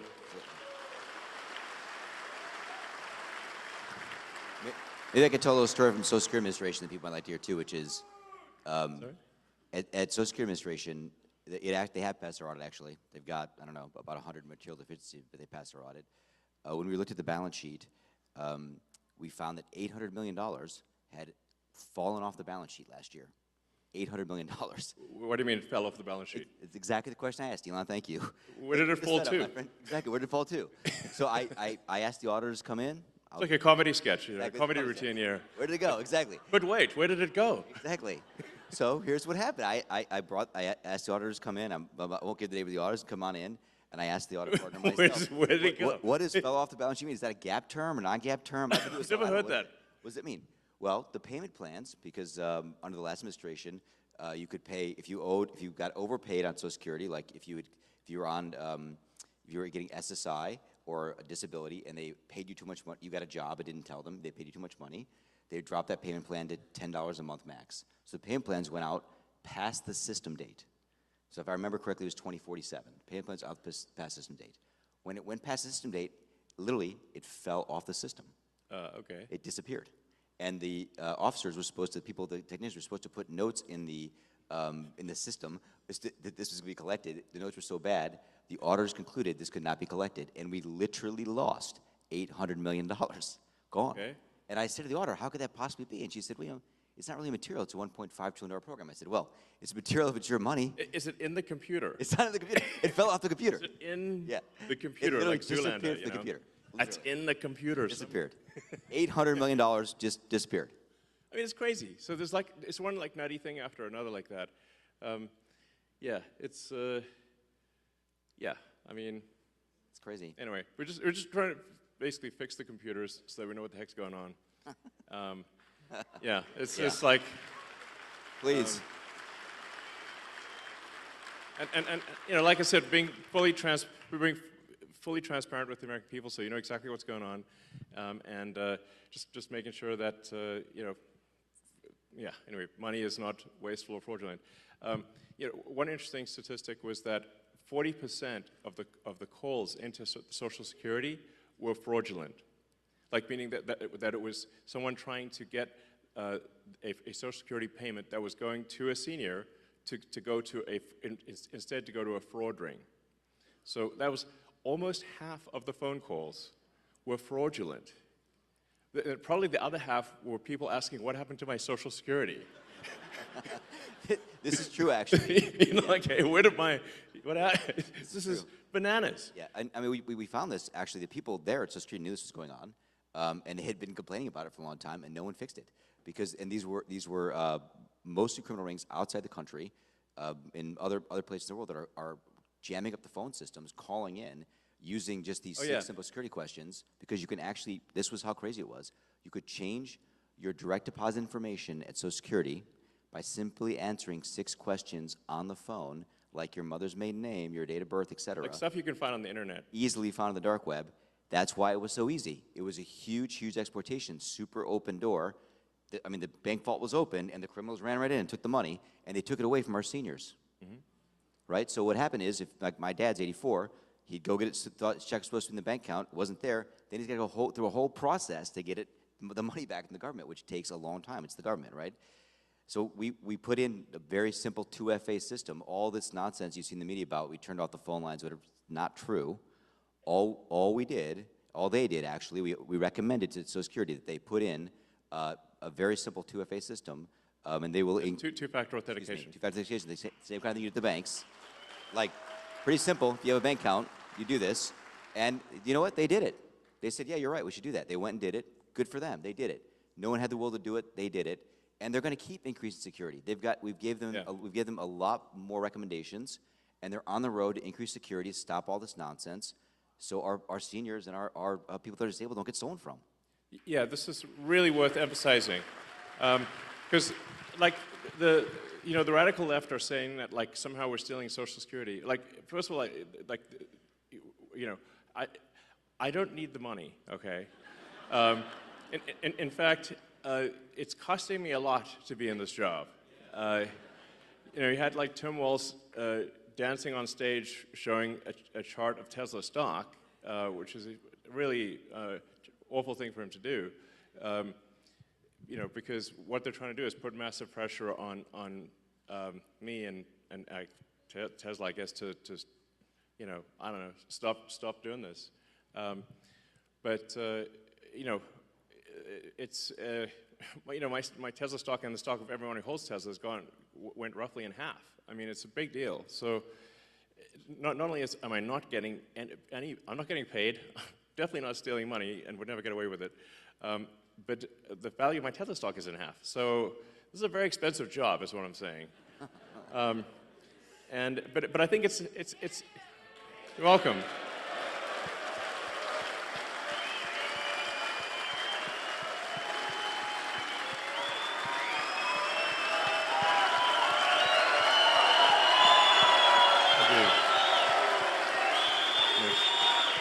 Thank you. Thank you.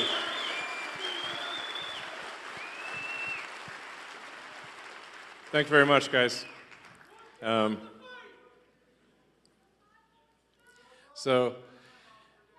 long term, I think Tesla stock's going to do fine. Maybe it's a buying opportunity.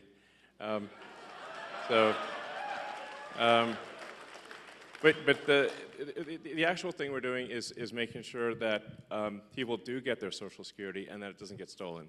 100%. Yeah. Yeah. Sorry, go ahead.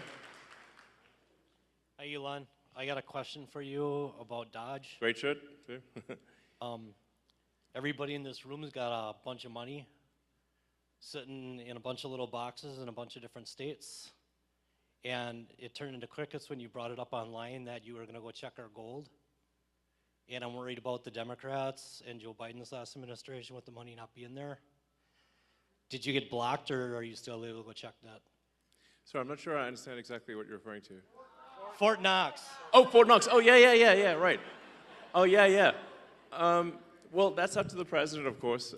But I think it would be, I think it would be awesome to live stream Fort Knox. I mean, that would be really fun.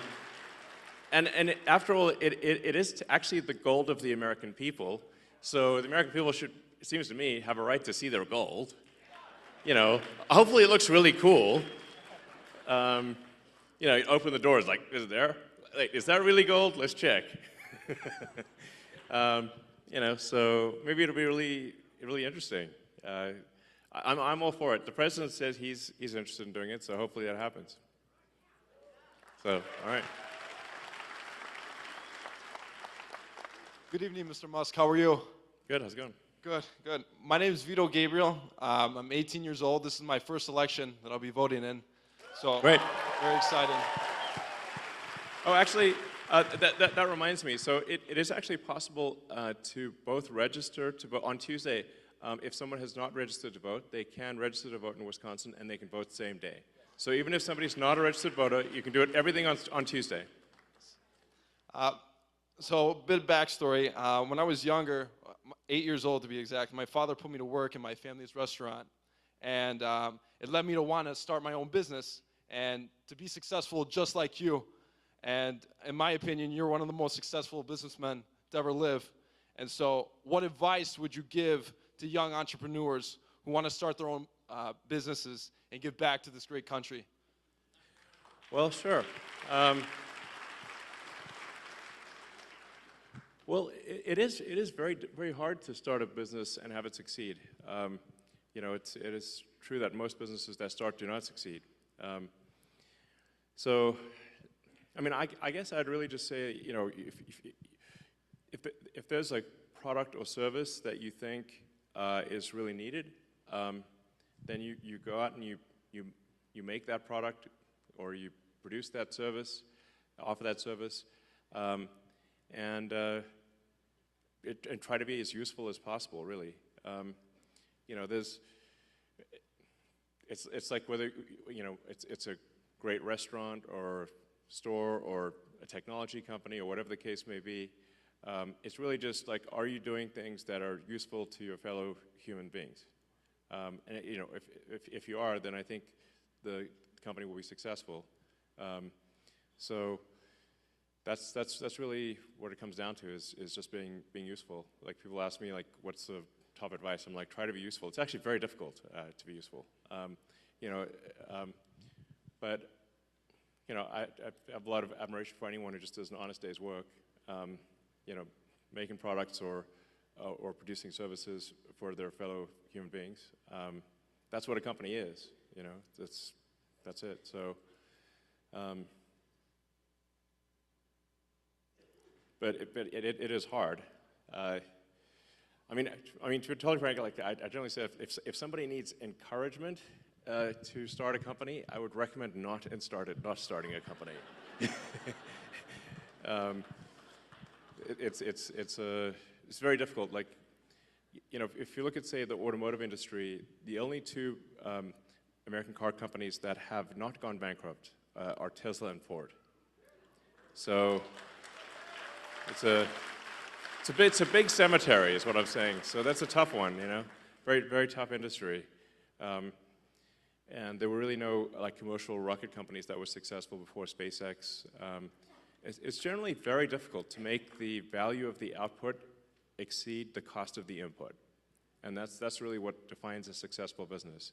And profit is really the difference between the value of the output and the cost of the input. That's what profit is. But it's like shockingly hard to make the output more valuable than the input. That's what I found. Yeah, so, all right.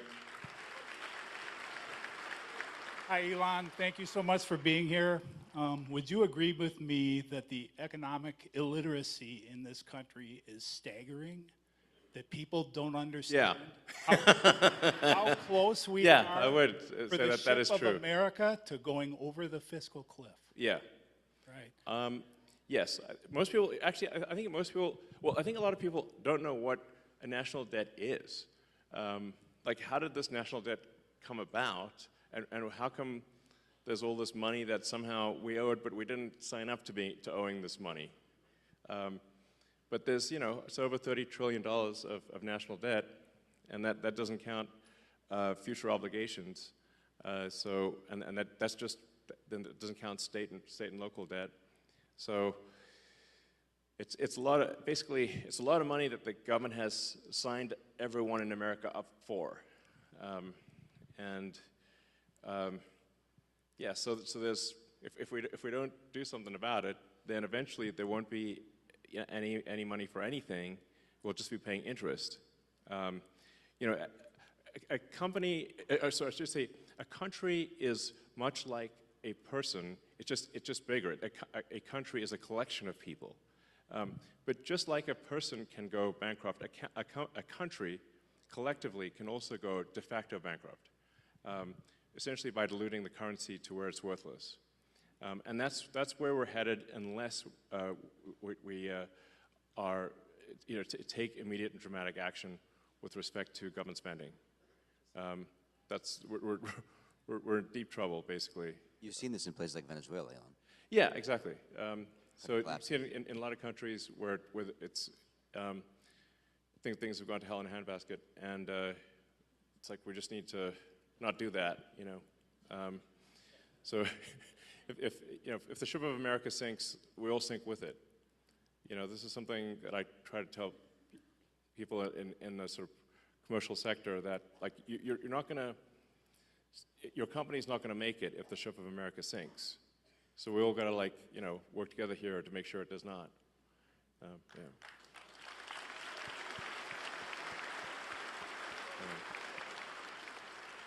Antonio, feel free to ad-lib as you wish. I know. Right. Sure. This is the only place left to go. That's great. Right, exactly. I don't think we can run off to some other country and be okay. It's America, you know, I will die in America. I'm not going anywhere. I will too. I mean, I might go to Mars, but that'll be part of America. Yeah.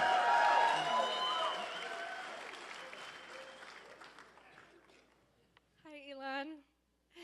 Thank you so much for taking the time out of your busy schedule to be here today with us in Green Bay, Wisconsin. Yeah. Woo. I just want to say that Doge's findings demonstrate to the American people that the government clearly does not care about our hard-earned tax dollars. I'm only 26, but I can imagine it's frustrating for people who have worked their entire lives to see their tax dollars going to fraud, waste, and abuse. And you alone have contributed so much money to our government Yes. via taxes, so thank you. You're welcome. But I'm sorry that your money's not being spent very well.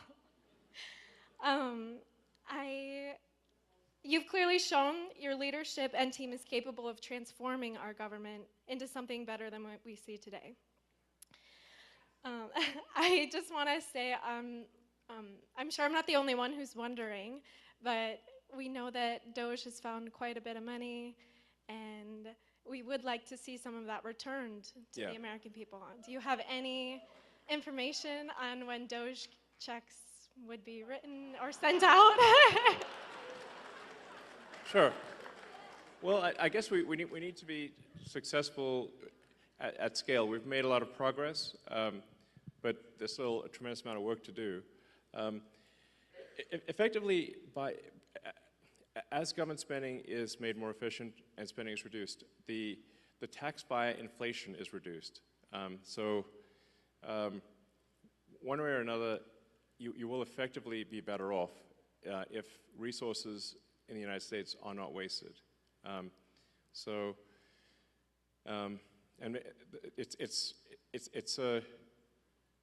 somewhat up to the Congress and maybe the President to as to whether specific checks are cut. But whether a check is cut or not, if you reduce wasteful spending, the economy is going to be better off. People will do more useful jobs than before. The total output of goods and services will increase, and then the average standard of living will increase. So that's yeah.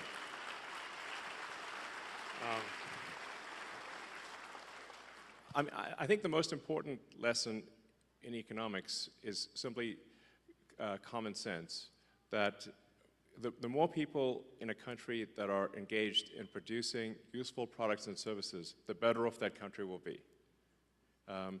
Like you could run the sort of thought experiment to say, in the limit, if we moved everyone in the car industry into the DMV, there would be no cars, but there would be a lot of regulators. So then you say, well, okay, then how many people should be in the government versus not government? And generally, I think you want to minimize the number of people in government. There's still be a lot of people in government, but you want to keep that to a minimum and move people from low to negative productivity roles to high productivity roles in the private sector. Yeah. Okay. Hey, Elon. So the first time I heard about population collapse, I think was from you on Joe Rogan. I grew up in the generation where it was very overpopulation, global warming. A lot of people don't want to have kids. My wife and I just had our first. She's a year. Hi, congratulations. Hi, John. Thank you. Amazing. And I'm finding out very quickly a lot of these things I was told about having kids, losing personal freedom, it's well worth it. I mean, I would recommend it to everybody, as I'm sure you would. And Absolutely. I mean, I've been banging the baby drum for ages. Yes. Yeah. So my question to you is, what's the most surprising and fulfilling thing you've learned from your kids? Especially we've seen you around X all the time with Trump. So what's your most fulfilling thing you've learned from having kids? Yeah, and X is in the back there. So hopefully he's watching this. Hopefully, yeah. I think I think nothing makes you happier than kids. Really, is what is the truth of it. So,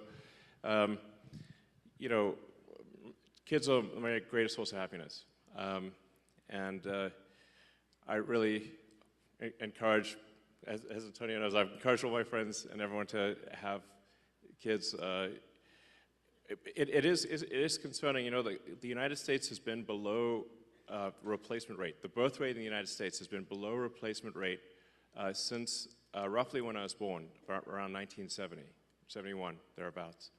And I think last year was the lowest birth rate on record. It was very low. And then we're seeing this trend in almost every country on Earth. This is worrying because it's like, well, you know, if something doesn't happen, you know, humanity is going to disappear. So it's, I think, very important to have kids. Like kids will make you very happy, and there's also like we got to keep humanity going here, you know. No humans, no humanity. It's like, Elon practices what he preaches too, by the way. He's having lots of kids. Sorry? You practice what you preach, and yeah, for sure. And he tells all his friends to do it too. I can tell you that for sure, for sure. Yeah. So, all right. Hi, thanks for coming. My name's Adam. I'm a postal worker. I'm wondering if you could give some insight into some of the reforms or changes that Doge might be looking at for the Postal Service. Well, actually, perhaps I can ask you what should Doge be doing with respect to the Postal Service? I'll write you a letter. Okay. I suspect you've seen that things are not entirely perfect in the Postal Service. Yeah. Yes. So, I mean, obviously, it's you know, delivering mail and packages is very important. You know, there's a reason for why the Postal Service was created.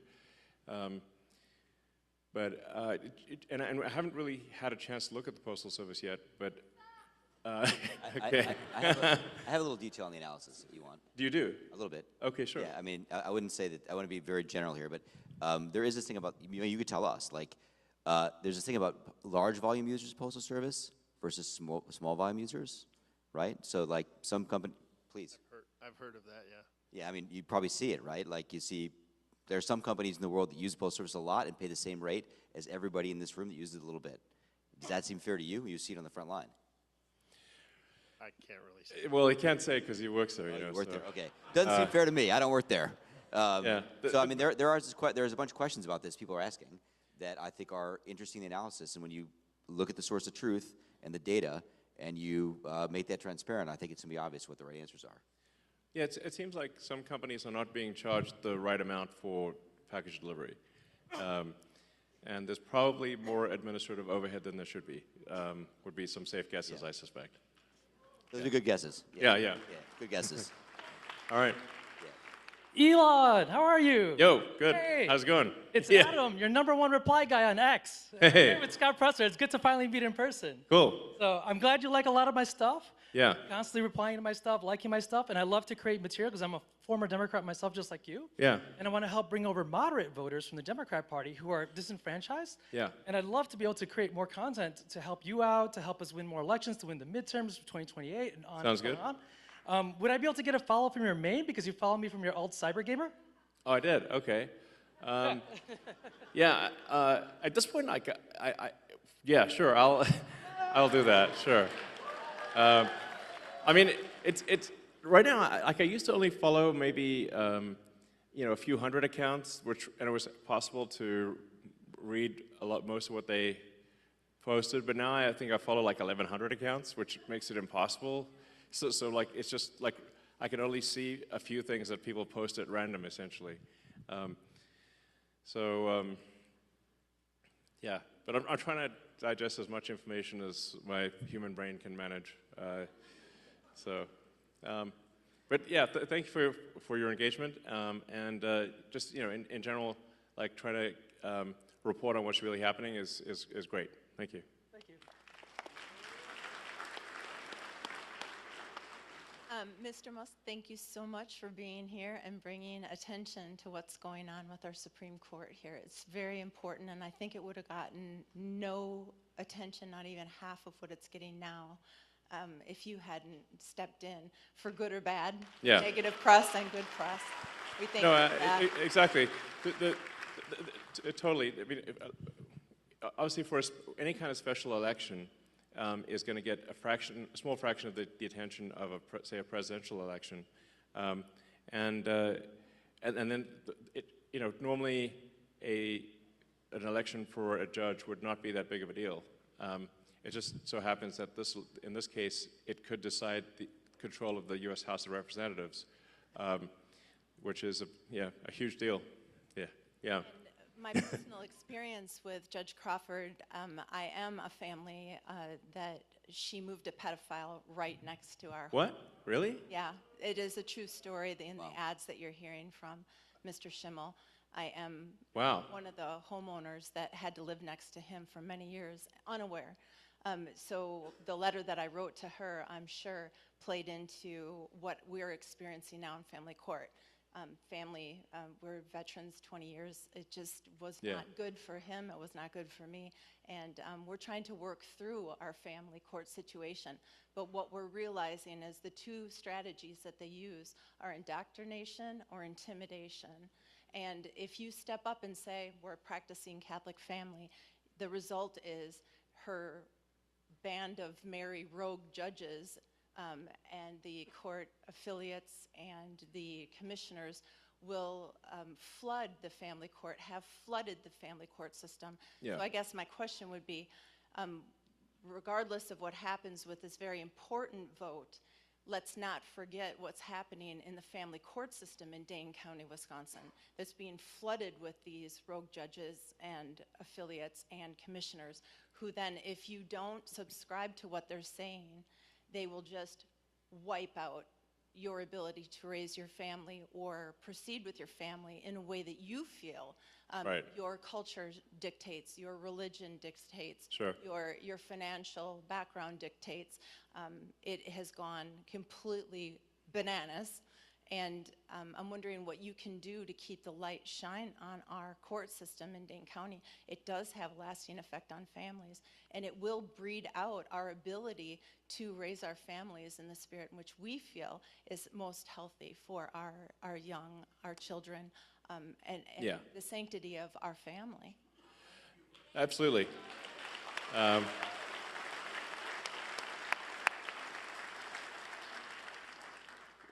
I think that's fundamental to life, liberty, and the pursuit of happiness, which is the foundation of America, that you should have control over your family, not the state. The state should not have control of your family. It's insane that people would think that. So we've had friends have to escape California because of this. Yeah. I mean, it's literally had to leave because the state tried to take their kids because they're imposing the state's values on the kids, and they literally had to leave overnight. More than one friend, we've had this story. Really? Really? There's a thing, a change the law in California where if the teachers determine that it's in the kid's interest, like if you don't respect, 10-year-old's pronouns or something, the state can take your kid in California. So it's insane. It's state forced indoctrination, and if you don't match their whatever the state wants, then they can take your kid in California. It's a big deal. Yeah, exactly. So it should just be, families should have control over their own circumstances, and it should not be the government that decides how your children should be raised.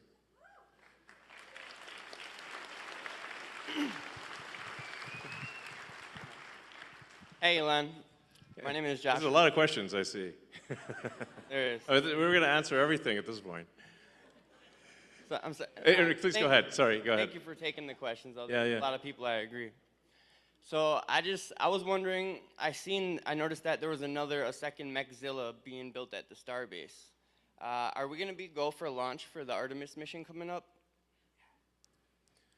That's a very sort of space question. So there are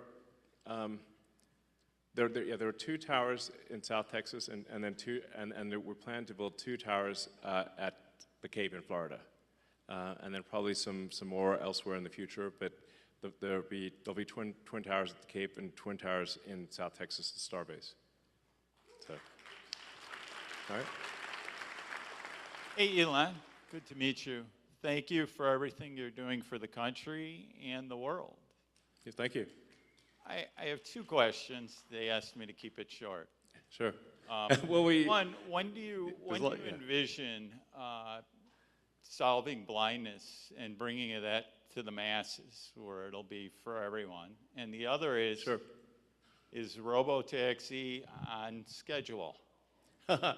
Yeah. Well, there's certainly a wide range of questions tonight. Yes, so for Neuralink, we've actually had, Neuralink has had in monkeys a working device we call Blind Sight, where it's been working well, and monkeys are healthy for a few years now. And we're hoping later this year to do our first device implant for human enabling someone who is completely blind to see. It's going to be low res at first, like Atari graphics, so I want to set expectations appropriately. So it'll start off with like very low res, but then over time, I think eventually the implant would enable vision that is like superhuman. So that'll be pretty cool. And then yeah, things are currently on track to do unsupervised full self-driving in Austin in June.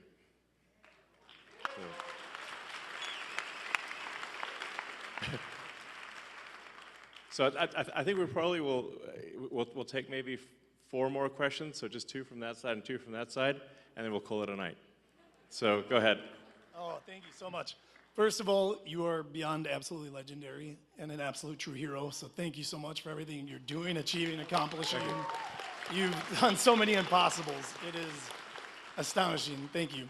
But my name is Brian Wright, and I've been filming from last year all the way into this year a docu-series on finding peace. And during this election year, the episode was how many lines do we actually need to cross in order to be able to find peace? And I wanted to ask you, where do you feel like we are in this divide? Are we so far divided as to where there's no coming back to the middle, or where do you see us being? Yeah, we should restore the Smith-Mont Act so that the government cannot spy or issue propaganda to the people. I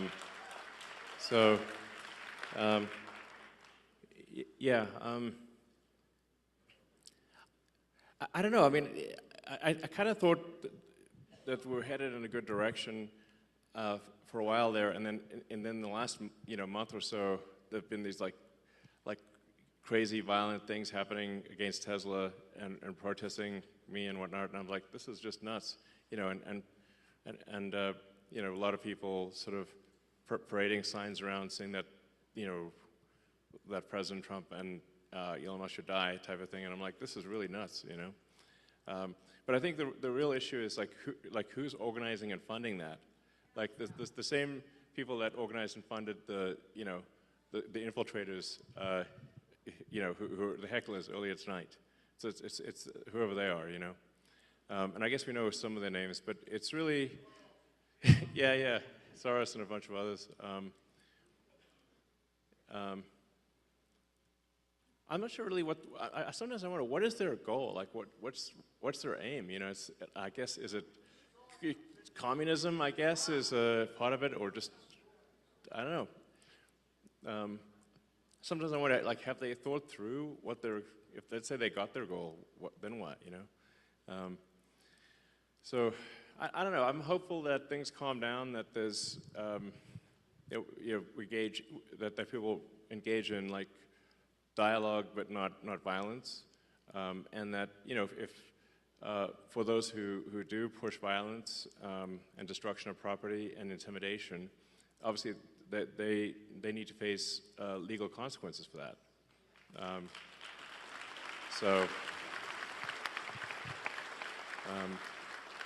And the president has said that that needs to happen. Obviously, if people are pushing violence and destruction of property, that is against the law, and they need to face the consequences of that. So, thank you.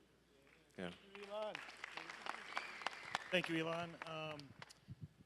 I constantly hear that the Doge efforts are going to do things like take away Social Security payments and reduce other government payments like that. You've touched on it tonight, but can you you've discussed this at length over the last few months. Yeah. Can you talk again about how the Doge efforts are actually going to affect things like the payments and other programs like that? Yeah, I guess it would be helpful because, so I can just state it as crisply and clearly as possible, that Doge will absolutely ensure that people get their Social Security, make sure they get their Social Security, make sure they get their Medicaid, and will not be cutting any legitimate payments whatsoever. Crystal clear.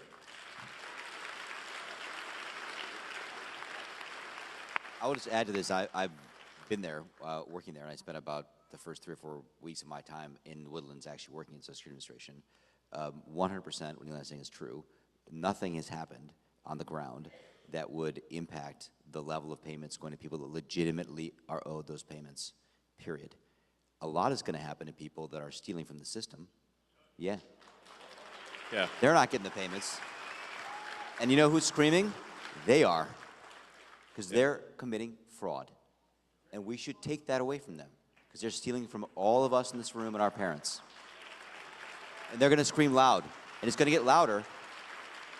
But thank you for asking that question, because it is something that, as obvious as it sounds, it's a great question, because we just need to be very crisp and clear. Doge will make sure you get your Social Security. Doge will make sure you get your Medicaid. There will be no cuts to legitimate payments whatsoever.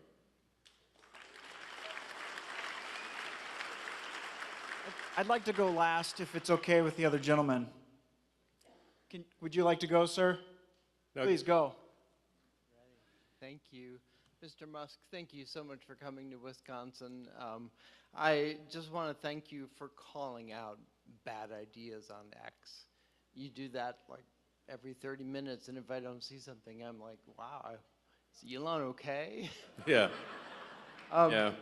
And we all know that ideas have consequences, and bad ideas have victims. And thank you for speaking up for victims. And a few nights ago, when you spoke with Brett Baer, when you were being interviewed, and he asked you, what keeps you up at night?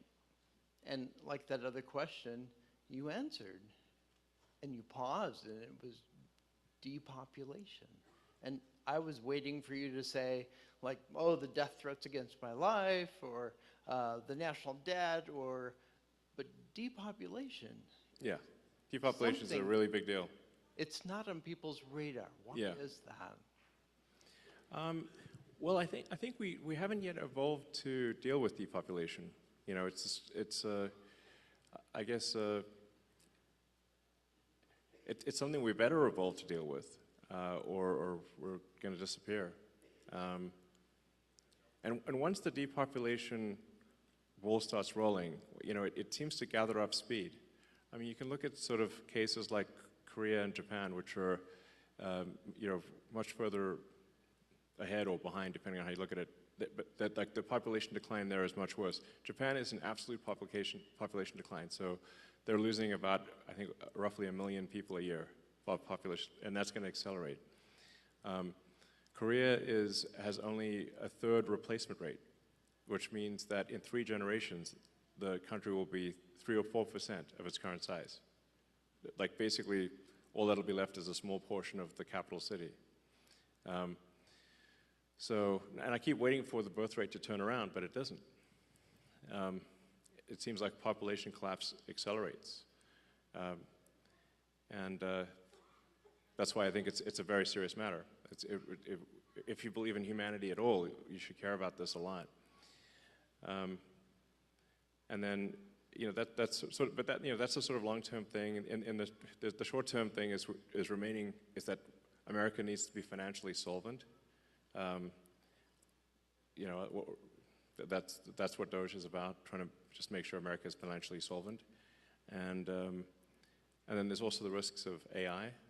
So we want to make sure that that AI is maximally truth-seeking, and, you know, ideally has sort of values that most Americans would agree with.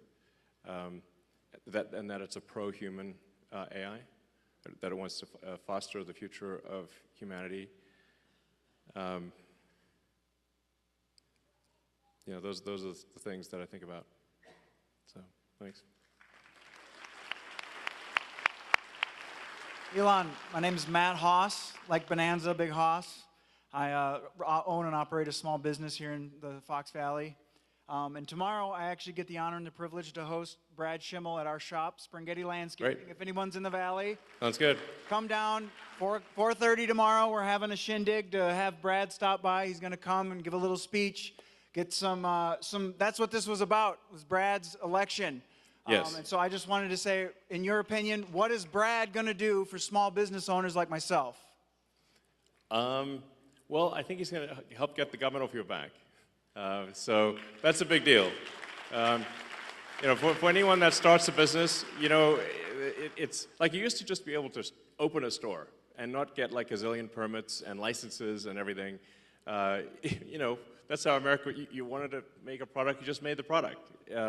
And you didn't have to satisfy a massive body of regulations and get permission from all sorts of agencies.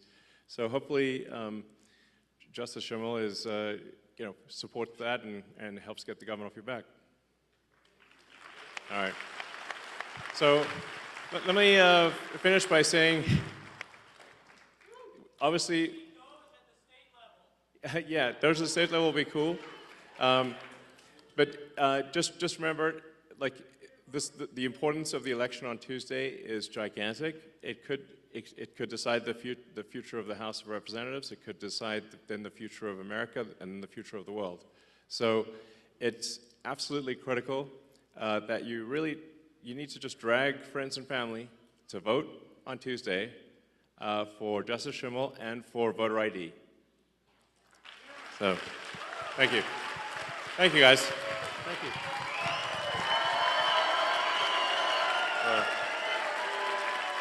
Thank you.